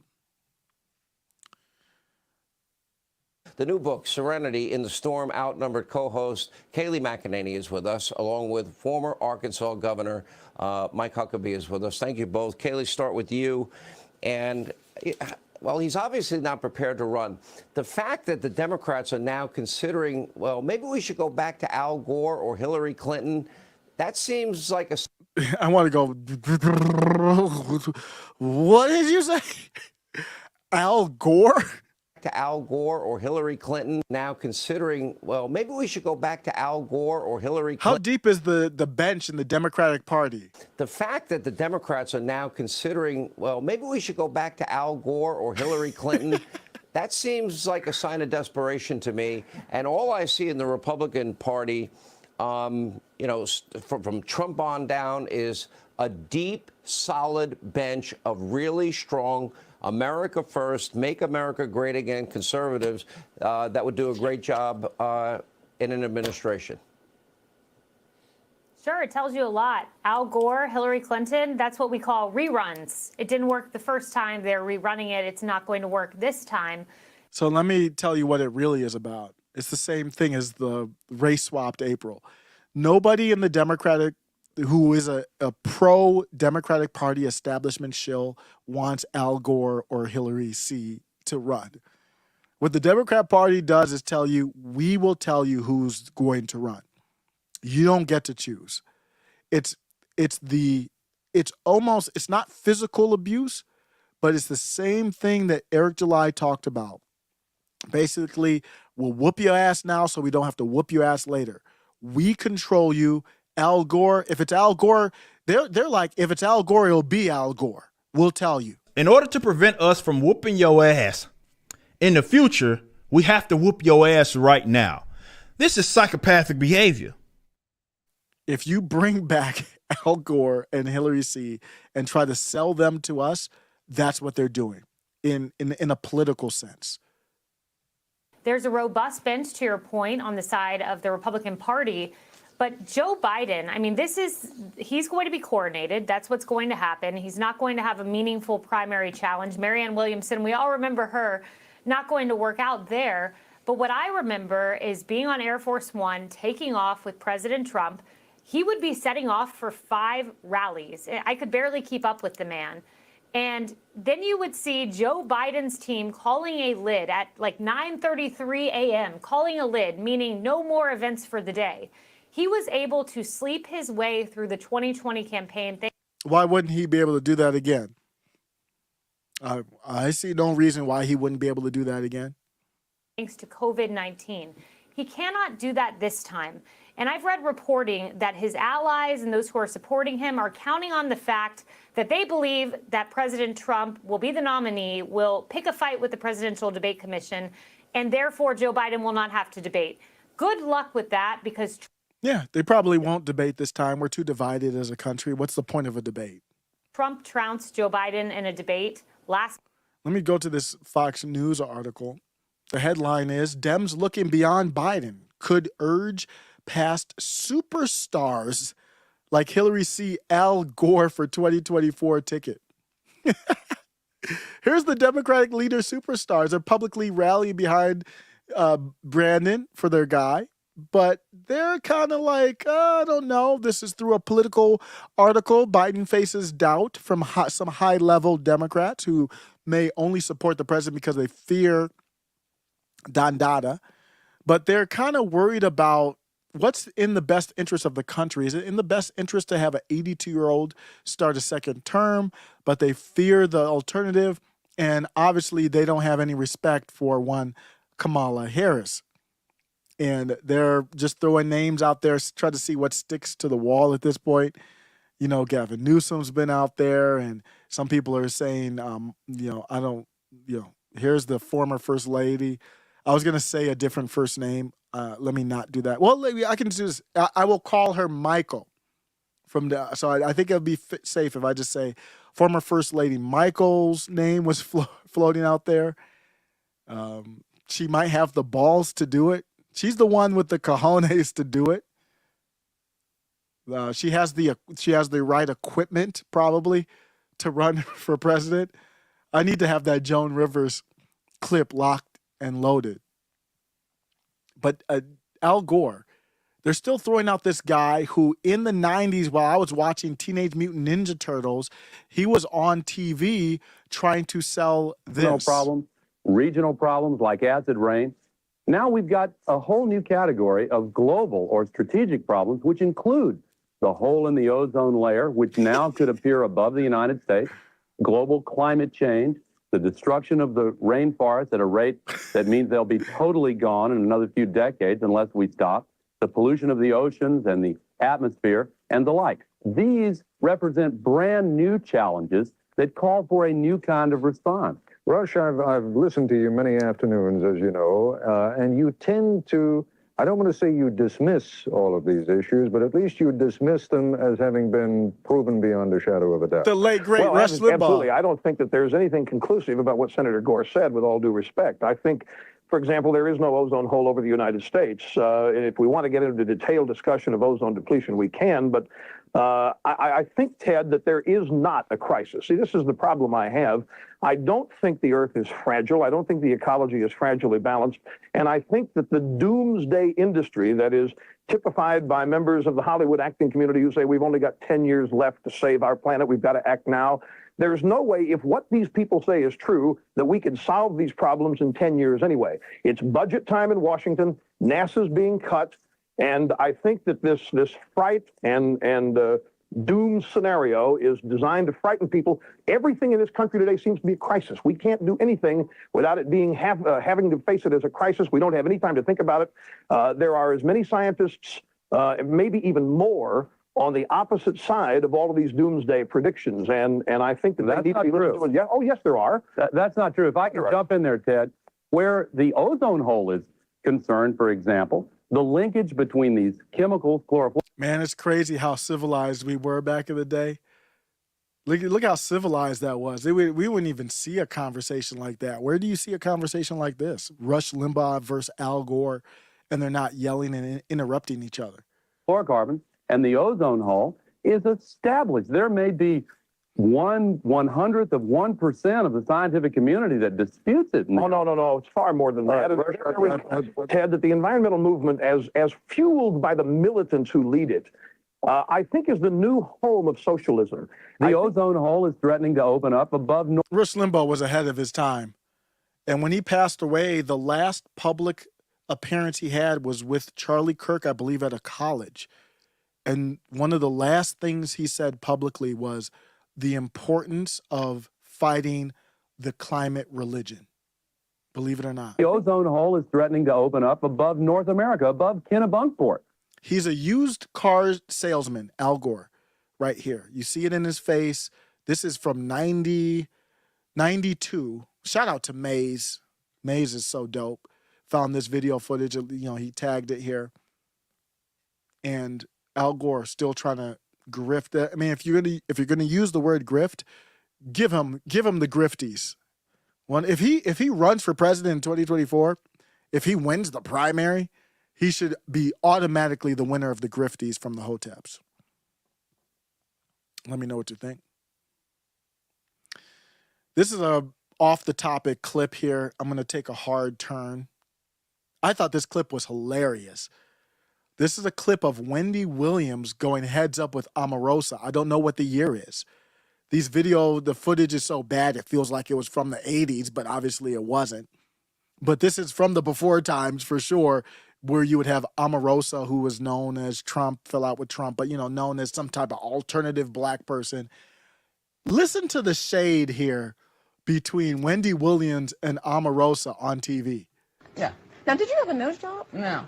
It looks like you had a nose job. No. Oh, okay. No, I mean, I just looked at before and after. Honey. We walked in at the wrong time. Omarosa, and look at Wendy Williams' face. It's all digital. It's like really pixelated because there's not good video quality. But through the pixelation, you could see that she wanted hands. At some point, it looked like Wendy Williams wanted to go hands-free. Yeah. Now, did you have a nose job? No. It looks like you had a nose job. No. Passive aggressive. This topic means nothing for anything other than just capping on each other. Passive aggressive to the nth degree. You walked in at the wrong time. Did you have a nose job? No. So Omarosa chose violence this morning. I mean, This is when words do become violence. It looks like you had a nose job. No. Oh, okay. No, I mean, I just looked at before and after. Honey, before and after.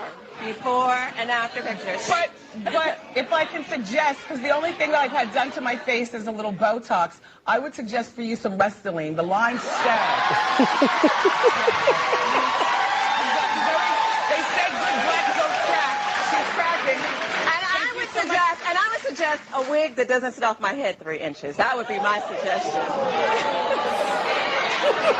You know what, Omarosa? And on that note, thank you for coming on my show. No, that wasn't it. Omarosa got her on her show. Like, you can't, thanks for coming on my show. That's not you didn't own her on that one. Now the audience got your back. You're on their home territory. But Omarosa was ready to go back and forth with you as long as she needed to.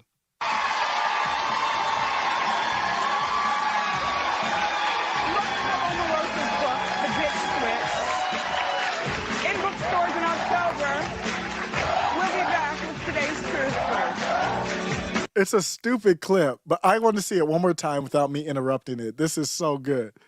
It reminds me of when that Cat Williams clip, when that went off the rails, it was Cat Williams versus who? Who was that? It was Cat Williams versus the bigger comedian. Gosh, I'm going to find that. I am going to find that. Let me play this and look for it. Yeah, it was Cat Williams versus Wanda Smith. I'm going to play that one in a second. This is when stuff can get off the rails. I think I have the whole clip here. I want to make sure I get the clip of the Wanda Smith one, because now you're dealing with comedians, but this is a good like back and forth. Yeah. Now, did you have a nose job? No. It looks like you had a nose job. No. Oh, okay. No, I mean, I just looked at before and after. Honey, before and after. Before and after pictures. But if I can suggest, because the only thing that I've had done to my face is a little Botox, I would suggest for you some Restylane. The lines stay. They say good black don't crack. She's cracking. And I would suggest a wig that doesn't sit off my head 3 inches. That would be my suggestion. You know what, Omarosa? And on that note. Yeah, that was a wrap. Ladies and gentlemen. She said, thank you for coming on my show. Okay, that wasn't good. So, but this one is Cat Williams, and I forgot. It was on her show that he did this. Let me see if this video will work for that. It reminded me of this type of moment right here. Cook that they are proud of, like, Dad made some. You got the best spaghetti, you got the best steak. What do you have? As a father of 7 with an unlimited food budget, you can make whatever is necessary. I with said 7, what they like. Excuse me. I said what do they like? Just because you're a poor interviewer doesn't mean. See, they're still having fun right now. They're just joking right now. But then you can tell it gets a little bit more serious in a second. I said you answer the question and just tell me. Man, you're a strong black woman. Is it okay for me to Come on. You keep interrupting the answer. Okay, so that's when it turned. That's when you saw it turn a little salty. Cat Williams is acting like a, I would say he's acting like a woman there a little bit, but that is a little sexist to say. But he's acting a little feminine to me here, a little catty, I should say. But he's the one that has the jokes. Man, you're a strong black woman. Is it okay for me to answer? Come on. You keep interrupting the answer. Everyone can hear it. It sounds like you like me a little bit. It's starting to bleed over the airwaves. It is. Oh, really? I want to let Come everybody on. know that Wanda got some lipstick on right now with enough glitter for the 4th of July 2020. That's right. Kissable lips. How many kids you got, Wanda? I have 3 boys. Excellent. Yes, I do. Aren't boys simple? Hmm? Aren't boys simple? They can be. They can be. Wanda knows she I'm what? She didn't do as much cooking in the latter years as she did in the beginning. Whatever. I cook. I do it all. I didn't say that you Well, didn't. that's all right. I did it in the beginning and the middle and the end. What's your favorite thing to cook? Your boys, yeah. They like for me to. I do a really nice broccoli. They like my broccoli and they love my baked chicken. Hey, And they right now, love- look up your phone and see what it takes to make broccoli, and tell me does it say heat up water? Is that the only step in broccoli? Heat up water? Whatever. Have you ever heard of burned broccoli? Can you whatever, burn hater. broccoli? You Whatever, can't burn hater. it because it's made in a pot of water. You don't know nothing about. You know what her second meal they love from her? What I do with corn. I like to get it out that can and I put it in there. And then I get a can of water and I put it on there. And then I get some Zatarain's. They don't expect that. I sprinkle Zatarain's on my Great corn. cook. Whatever. Yes, ma'am. You good at Whatever. heating stuff up. You're good at telling us about what's going on in jail. Yes, ma'am, and getting out to tell you. But I'm going to tell you at an arena named Phillips, and you going to tell me at the Atlanta Comedy Theater. That's right. True. Tomorrow, be there. All right. Red Grant show. I know Red I'll Grant. be there. Don't miss it. Red Grant, Cat Williams, thank y'all for coming through, man. Yes. And thank you for having me. Thank you for coming in. I see why people come to Wanda's show. Yeah. Because Frank Ski puts it down. That's right. Get on out of here with your crazy ass. Is he crazy? And help me get to the salon. All right, it's the People Station Viewer 3. Your hair is kind of. Uh-oh. My hair is 19 inches long and I have no perm. You don't? Oops. Oh, that's not a perm. No, it is not. Nice lady. That's natural. Come run one of your gnarled What, fingers. come here. While you on air, Come so on. they can hear you live. Come on. Let me come over here. No. That's not how that works. Oh, okay. Well, then stay over there. Don't worry, ain't nobody putting their hands through yours. That's right. They don't have to. I don't want them to. Get on out of here. You okay? You okay? Are you all right? Only one of our You all hands right moving this while morning? we talk. Are you all right this morning? Are you okay? Red Grant, Atlanta Comedy. Tell Wanda to take off them headphones and that wig. And make sure. That wig and that headphones and come take off together. them old ass clothes you got on. How about that? Yeah, they're old. Versace, yeah. It doesn't matter. It doesn't matter. It She says said, Versace. I want to apologize to the people at Versace Collection. This is your 2019 summer line that hasn't come out. But you had to open it up and show us it was Versace. I wanted to. No, I didn't have to open it up. These people are on radio. They can't see anything. Yeah, but you opened it up so we could see it. Yes, We see ma'am. it. Well, happy whatever for you. stores for the Black Lane Bryant. That's right. That's right. Very proud. Okay, let's Very play some proud. music real quick if we can. We going to a break real quick? Very All right, proud. cool. We go to a break. Shout outs to Forever 21 Yeah. Necklace Collection. That's right. Shout out. They don't to remember me you. for wilding out, right? I'm not the right one that Jones on. Get this inmate out of here. If you can't get your blood pressure down, you can't call me down. Whatever, little mama. If your cholesterol is 600, Whatever, little mama. I'm Lil Mama's baby daddy. No, you little mama. Yes, ma'am. Hey, And what girl. are you, girl? You probably shouldn't talk about sizes. No, that's You okay. big on the radio. That's right. And you're big Turn in it prison. down. And you're yes, big in ma'am. prison. I've never been to prison. You have 19 several felonies, times. no convictions. Yeah, Knock it yeah. off. Prison and jail aren't the same. No. Okay, No. calm No. down, calm down. Only one of us has Calm $12 worth down. of jewelry on. No $12. No. That all is available. boo, If you want to have Wanda's jewelry, please go to Go Citgo Shay. Go Shay. or Come Quick get Trip Miss at any Cat. point. Come get If you Miss buy Cat. 2 packs of Newport Sport 100s. They will give you everything Wanda has on right now for $7.99, and it comes with a free car wash. Won't you come on down? Yes, thank you. Absolutely. We appreciate it. The show starts at 9. Wanda gets to the stage at 9:17. Please come on down. Go, Shay, please come get Miss Cat and do her hair. She's almost out of breath. Be careful now. Even on the radio, you can hear the fact that exercise has crept into her vocabulary. Hurry up, little mama. We're done. You already used that one. Don't repeat your jokes, Fresh Comic. Go ahead. We'll go to break. Your ass out. Oh my gosh, that is. Every once in a while, I just have to watch that to just do a cleanse. Cat Williams is not the one to have to joke with. He's not the one. She got wrecked. Oh my goodness. I've played that before, but I think there's certain clips I have to revisit like once or twice a year just to, you know, while they're still funny, you let them marinate. Then I'll watch that one probably in the fall time again. We'll probably see that again. Another topic that it doesn't matter at all. I'm at the rambling stage of Morning Spice. Let's just ramble. Why is Ron DeSantis trying to be taller? This is from Forgiato Blow on Twitter. This is not a serious topic. I'm not trying to be serious here. It's a funny one. But Forgiato Blow says, why is Ron DeSantis trying to be taller? I wish this picture was fake. So that's Ron DeSantis. I don't know if they're boots or they're kind of big. They're kind of thick there. Those are like male heels. If you're just listening, it looked like he got about 2, maybe 3 inches on the back to make himself taller. I don't know. How tall is Ron DeSantis? Ron DeSantis' height. Let me look that up real quick. Not that it matters. I'm just curious. Ron DeSantis. Oh, they actually did an article on this. Embraces the heel. Oh my goodness.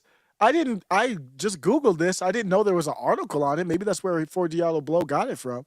I don't know, but Ron DeSantis embraces, this might turn into a segment. I didn't expect it to, but Ron DeSantis embraces the high heel. Don't fall for the false boot binary. This is from the Slate. Terrible outlet, but one of the few, and here's a better picture. So they are boots. I thought they were boots. He got a little heels there. It looks a little, that's smart though. That's smart. One of the few reliable truths in electoral politics is that voters like tall presidents. The average U.S. president's about 2 inches taller than the average U.S. man, who's 5'9". Resident presidents have skewed even larger. Jimmy Carter, a little bit taller. And then we haven't seen an elected president smaller than the average man in nearly 130 years. So this is smart. This is not a knock on DeSantis at all. I don't know how tall he is, though. See if this article says that. We are a species that equates larger size with maturity. So I did this video on Biden falling up the stairs for the 5th time, 3 incidents, 5 times falling. And some people were like, well, why do you care and all that kind of stuff? Well, these are the optics. I mean, politics are optics. Ron DeSantis cares about his high heels. He's wearing a male version of high heels because the person that he will be going up against, Don Dada, is 6'3", the 3rd tallest president of all time. Rumor has it that the governor is around 5'9". So he doesn't want to, that's an awkward photo op when you're walking up to Don Dada and he's looking down on you. I'm 6 feet even. Somebody who's 6'3", I look up at him, much less if you're 5'9" looking up at him. So he's looking at the optics. It matters. I replied to the picture, very rarely. My wife doesn't wear heels a lot, but when she does, she's almost as tall as me. Very close at eye level. So I quote tweeted, I don't think I'll be able to find it on here, but I quote tweeted when my wife wears high heels, maybe I could cop some of these. Just to, the optics, I mean, I'm not going to lie. It feels weird. I'm not really looking to be with a woman that's like looking down at me. Am I the only one that kind of feels that way? Is that insecure? I don't know if that's insecure. Maybe it is, and I would totally own that. I'm not really for that. Not that I would, I'm married now, but just hypothetically, not that I wouldn't, eliminate someone based on that, but it would be awkward. Can you imagine going to hug your girl and you're kind of like, her chin is on your forehead? Like she's as tall as like Brittany Griner or something. How tall is Brittany Griner? Is like 6'8" or something like that. That don't feel right. I'm good on that. actually, I would eliminate based on that. If you're 6'8", then you need You need Shaq. You need somebody taller than me to be with. That's petty and insecure, but it is what it is. Somebody at a Hobby Lobby was. She wasn't here to play with the shoplifters. Looks like she's had enough. I think this was Hobby Lobby. Elijah Schaefer says, this is how to deal with shoplifters. I disagree with that, but let's take a look at how she dealt with them. So take everything out of your bag and put it on there. Now. So I don't know when this video was taken, but they're wearing masks. They got muzzles on their faces. Okay. And get out. Seriously, everything.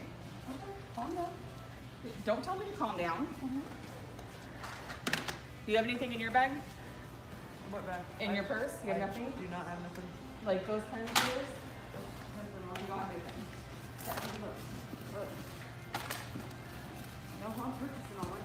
Yeah, just dump it out. It's empty. So if you're just listening, I have stuff in there too. Your whole purse is full of this stuff. You think I wasn't gonna? No. You touched it. You just ripped my jacket. You need the stuff. What?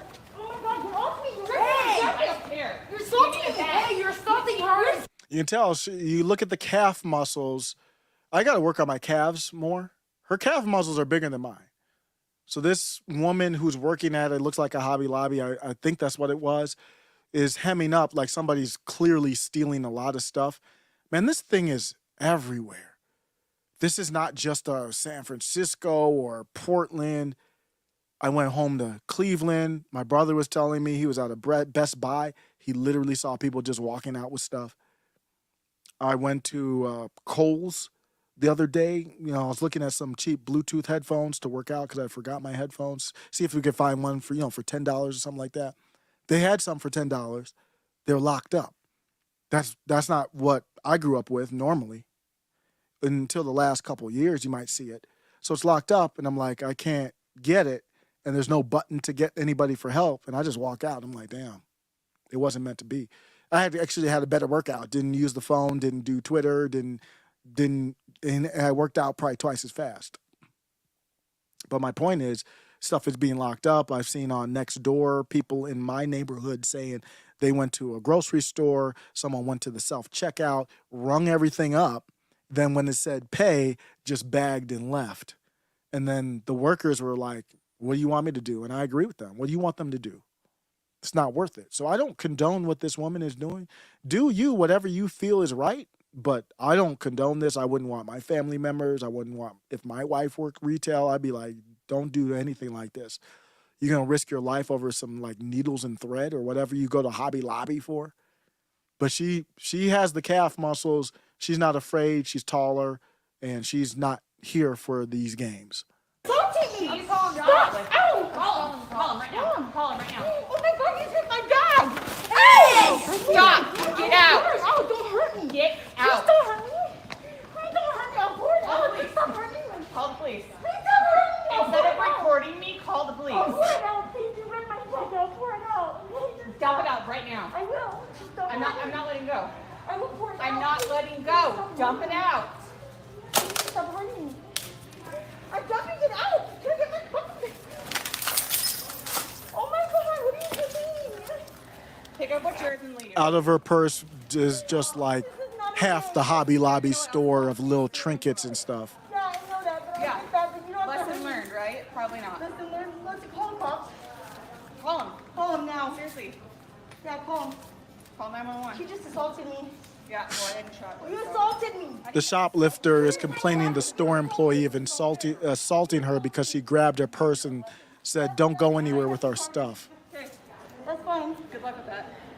You think this is against the law? I hope she's a store owner. Else is against the law? Shoplifting. Yeah, Did you ever think about that? Yeah, but not hurting me. You just ripped all my stuff. I didn't rip your jacket. I ripped You your ripped my jacket and my purse. My whole jacket is Bye. ripped. Out. No, I Go. got Pops to get here. All right, fine. I cannot believe you just did that. Look, you ripped my bag. You have everything on camera. So That's fine. You assaulted me, ma'am. This is not a room. You know Neither what? is stealing from us. Oh my God, give me that. Stop there, wait for the cops. She literally scratched me. I'm bleeding. No, really, I am. Okay. All right. Yeah, nothing on deck. Bye. Come on. She was like, bye, get wrecked. But, you know, the funny thing is, depending on what city they're in, she probably could get prosecuted for assault. I wouldn't be surprised. You're not going to pick up your stuff? Yeah, you don't want your Skittles? You can go too.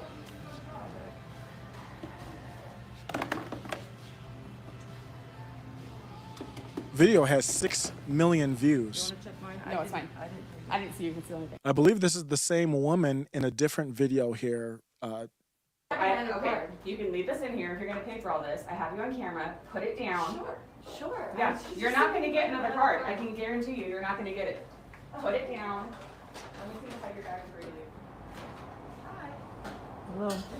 You guys still open your bag. We're open for about another 5 minutes. I'm going to go through your bag, or I'm going to call the police. Let me give me your bag.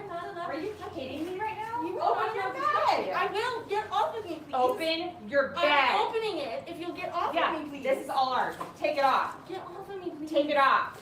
Get off of me, please. Take it off.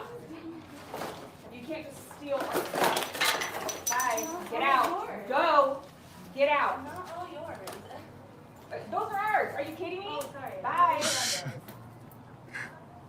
What the hell's wrong with you? What the hell is wrong with you, man? I'm doing my job. You're stealing from us. I'm going to grab my other card. You're being Okay. I am. Absolutely, yes. Yeah, you're gonna walk out with all this crap. You're just gonna go get another card that you don't Dude, have. I was literally right That's out ours. front. I Get was out. just looking. Bye. You are such a... You cannot insult people like that. Trashy ass boots out of here.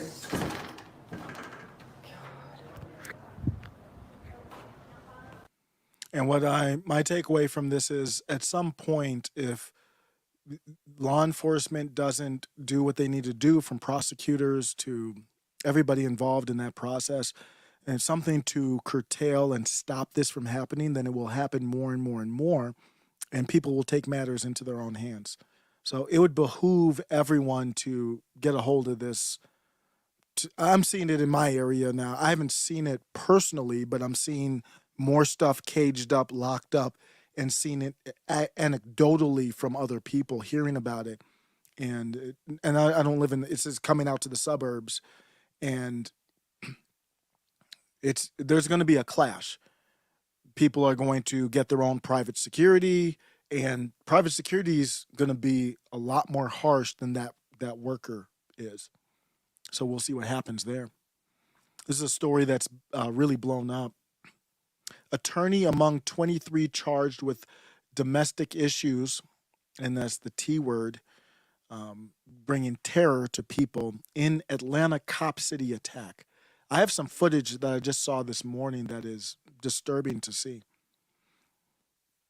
And this attorney, it would be nice, a New York Post, if you would have put where they worked. It's an attorney with the SPLC, the Southern Poverty Law Center, one of the 23 protesters who have been charged with bringing terror to the country after they allegedly hurled Molotov cocktails and fireworks at a future Atlanta police training facility, cops said on Monday. They've basically been a mini civil war over this training facility. Thomas Webb Jurgens, 28, was one of the nearly 2,000 people detained on Sunday in what people have described as a coordinated attack. I would say so. Here's the footage that I saw, aerial footage of the attack, using a little bit of thermal stuff to show you how many people were involved. Why is it only 23 people? Like when it came to J6, y'all still hemming people up. I'm showing the video right now. 1, 2, 3, 4, 5, 6. There's like 20 people like in the front. We're looking at, I'm guessing, 100 zombies at least, because I don't have a full pan view. I would guess at least 100. And it just keeps on going. I would guess probably more than 100.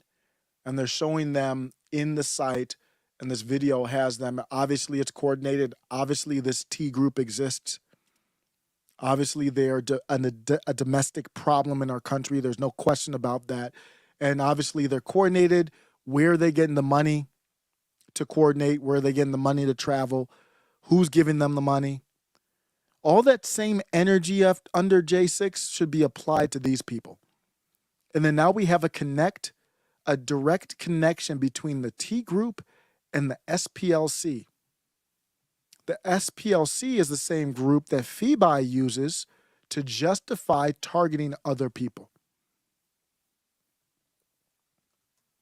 And this video footage is amazing.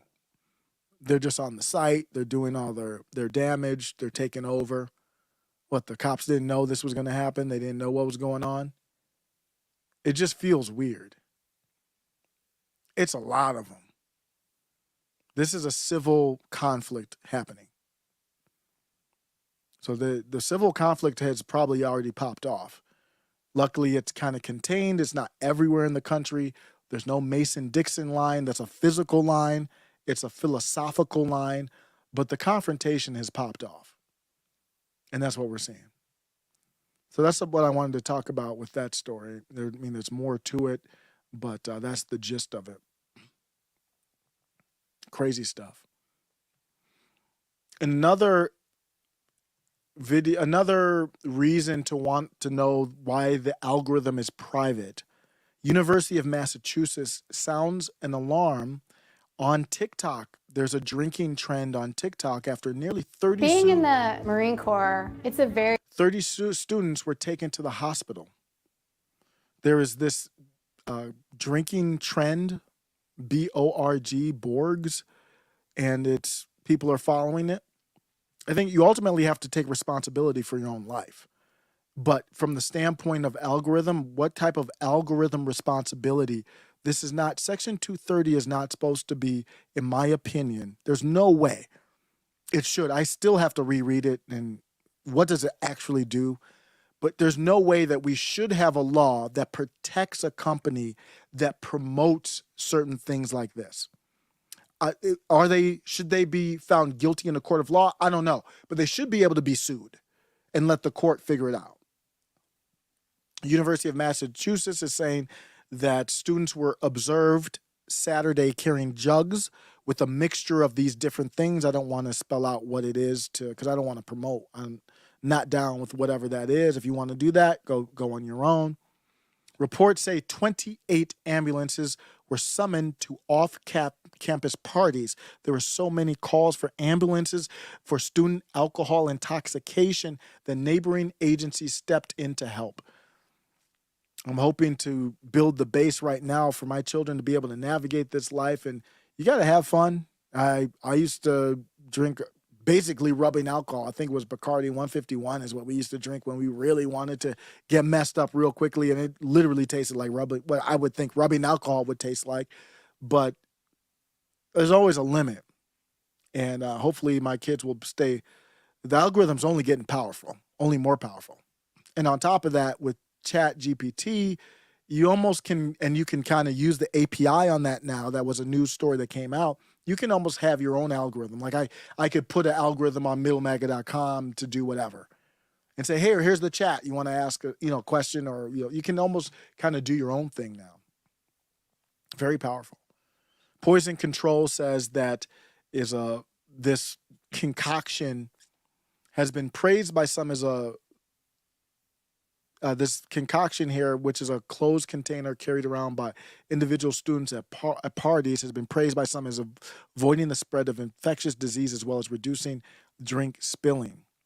So I don't know what that part of it is.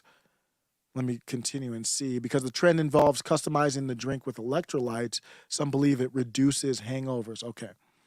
Yet this concoction, which typically contains vodka, can still cause poisoning even if consumed over a stretch of several hours, of course. I mean, that's what I would expect. So it looks like it's just going viral on TikTok, and these are adults. These are young adults that are being affected by it, much less kids with some of the stuff in the algorithm. And my end take is Section 230 should not protect from lawsuits. you're promoting these things with the computer algorithm, and that's a Chinese app doing it. So now you have a foreign entity promoting that on to Americans that they don't promote to themselves. That's irrelevant, but it is interesting to note that they don't promote that on their own app. That's a weapon. And we still haven't recognized that. And the answer isn't specifically TikTok, because I'm communicating to you right now on a weapon. They use an algorithm, whether to promote your video, not video, and it's all the companies. So it's going to take a larger solution. I think the people in charge, I think the ultimate goal for all of them is to live forever. And that's been the case for a long time. Again, I found out about this through Elijah Schaffer. And we have a doctor here. I think it's a doctor. Yeah. What's his name? He's been on Rogan, David Sinclair. And he's talking about, it's funny, he has Botox, it looks like. But he's talking about living forever, basically. Reversing the aging process. We could reset the age of a complex tissue. We chose the mouse's eye. We let mice get old and blind. And we reprogrammed their eye.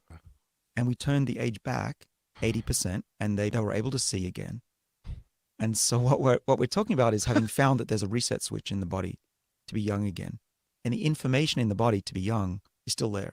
So theoretically, you could take someone who's 100 years old and reset their body to be young again. Now, the exciting thing is we've been doing clinical trials or preclinical trials, and there's no apparent downside to this yet. Oh my God. Isn't that great? No, that's incredible. And we're now testing it in non-human primates just to see if it's safe. Oh my gosh. And if all goes well, in the next 2 years, we'll hopefully cure blindness in people. That is absolutely freaking incredible. That is absolutely bananas. But it gets better. Okay. The eye was just something we chose. I didn't think it would work any better in the eye. In fact, I thought it'd probably work worse. But we found that there's a universal reset switch. So you can reset different parts of the body. You can reset the skin. We've shown you can reset muscle. You can reset, what have we done? The skin was easy. So using the same genes. So we're just basically turning on an embryonic program in older people or middle-aged in their cells and in mice, and they get young again. What does this mean? This means one day it's going to be possible to reset the age of the body. We've done that. We've done that in mice. Now the question is, how soon can we get it into ourselves? I think that's always been the ultimate end game. That's why they do funny stuff with children, in my opinion. I think they feel like it could help to live forever. And it's going to start out with the select few, the people who can afford it. That clip was from David Andrew Sinclair, and he's an Australian biologist and academic known for his research. This is from his Wikipedia page on aging and epigenetics. Sinclair is a professor of genetics at Harvard Medical School and is the co-director of its Center for Biology of Aging Research. And this is what they're looking for. They're looking to live forever. The scariest part to me isn't really even the ethical arguments. It would be about the possibility that the most powerful people, rich, corrupt, very manipulative among us, they could keep their power indefinitely. Joe Biden's 80 years old. You don't think he would love to take that reversing process and go back to the old Joe and, hey, I'm ready to run again? Hang on to power indefinitely or have it for their kids to reduce the ability for us to change. Nikki Haley's running for president. What's her big push? Her big pushes. So they ask her, well, why would you run for president? Are you against Trump or not? She doesn't answer that question. She says, she basically says, I'm not against Trump. I just want a generational change. That's generic. And what she's saying is, I just want somebody younger. Well, what if Trump could be younger down the road? The Fountain of Youth, the chase for that has not ended. They're still chasing the Fountain of Youth. And I think that's what a lot of what they do. Elon Musk wants to be on Mars, but he is going to have to get the Fountain of Youth through Neuralink or whatever else process that they're talking about to make it, because I don't know if we're going to make it in his lifetime where it'll be safe enough for him to go there. It's probably going to be multiple generations.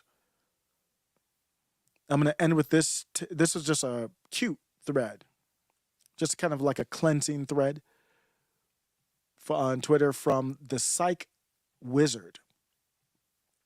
And 10 straightforward quotes about psychology and life. And you'll have to see the video for it to do justice, and there's pictures. Number 1 is never revenge, let them realize. And there's a picture here that represents that. Number 2, some goodbyes set you free. Yeah, it's goodbyes, and some hardships can help you free yourself. Your happiness is your responsibility. I'm very big on that one. I've talked to my wife about that one, actually. Sometimes your heart needs more time to accept what your mind already knows. Give it that time. That's a good one for emotions. Especially for me, I'm like an android robot. Your heart needs time as well. Stitch, I think this is Stitch, the cartoon character. Be brave enough to heal yourself. I have had to do a lot of work on myself mentally and emotionally. I relate to that one. We can't force people to choose us. I haven't had that one as much. I've had a little bit of that one, but it still resonates. Number 7, do not lose the real you in order to fit in with others. Very basic stuff, very good. I like basic, simple stuff. That's all a basement to your house is a basic, fundamental foundation for everything else. Number 8, sometimes it's you and your emotions. Number 9, I like this one, Winnie the Pooh, and it's not associated with Xi Jinping. You don't need a reason to love yourself. I like that. And number 10, I'm not perfect, but I'll always be real. I think that should be the kind of the mantra for the show. I'm not perfect, but I'm going to try to keep it real with y'all. Let me take a look at the chat before I'm out. I haven't looked at the chat in a minute. Cyan says, perhaps, but everything dies. No matter how hard people like George Soros tries, he can't escape God's justice, and that awaits those who are evil. We might have to end on that one. Hell of a quote. Cyan always got great quotes. That is one hell of a quote. You can try, you can delay as much as you want, but you're not going to escape that justice. Thanks for checking in, tuning in. See ya. I'm out.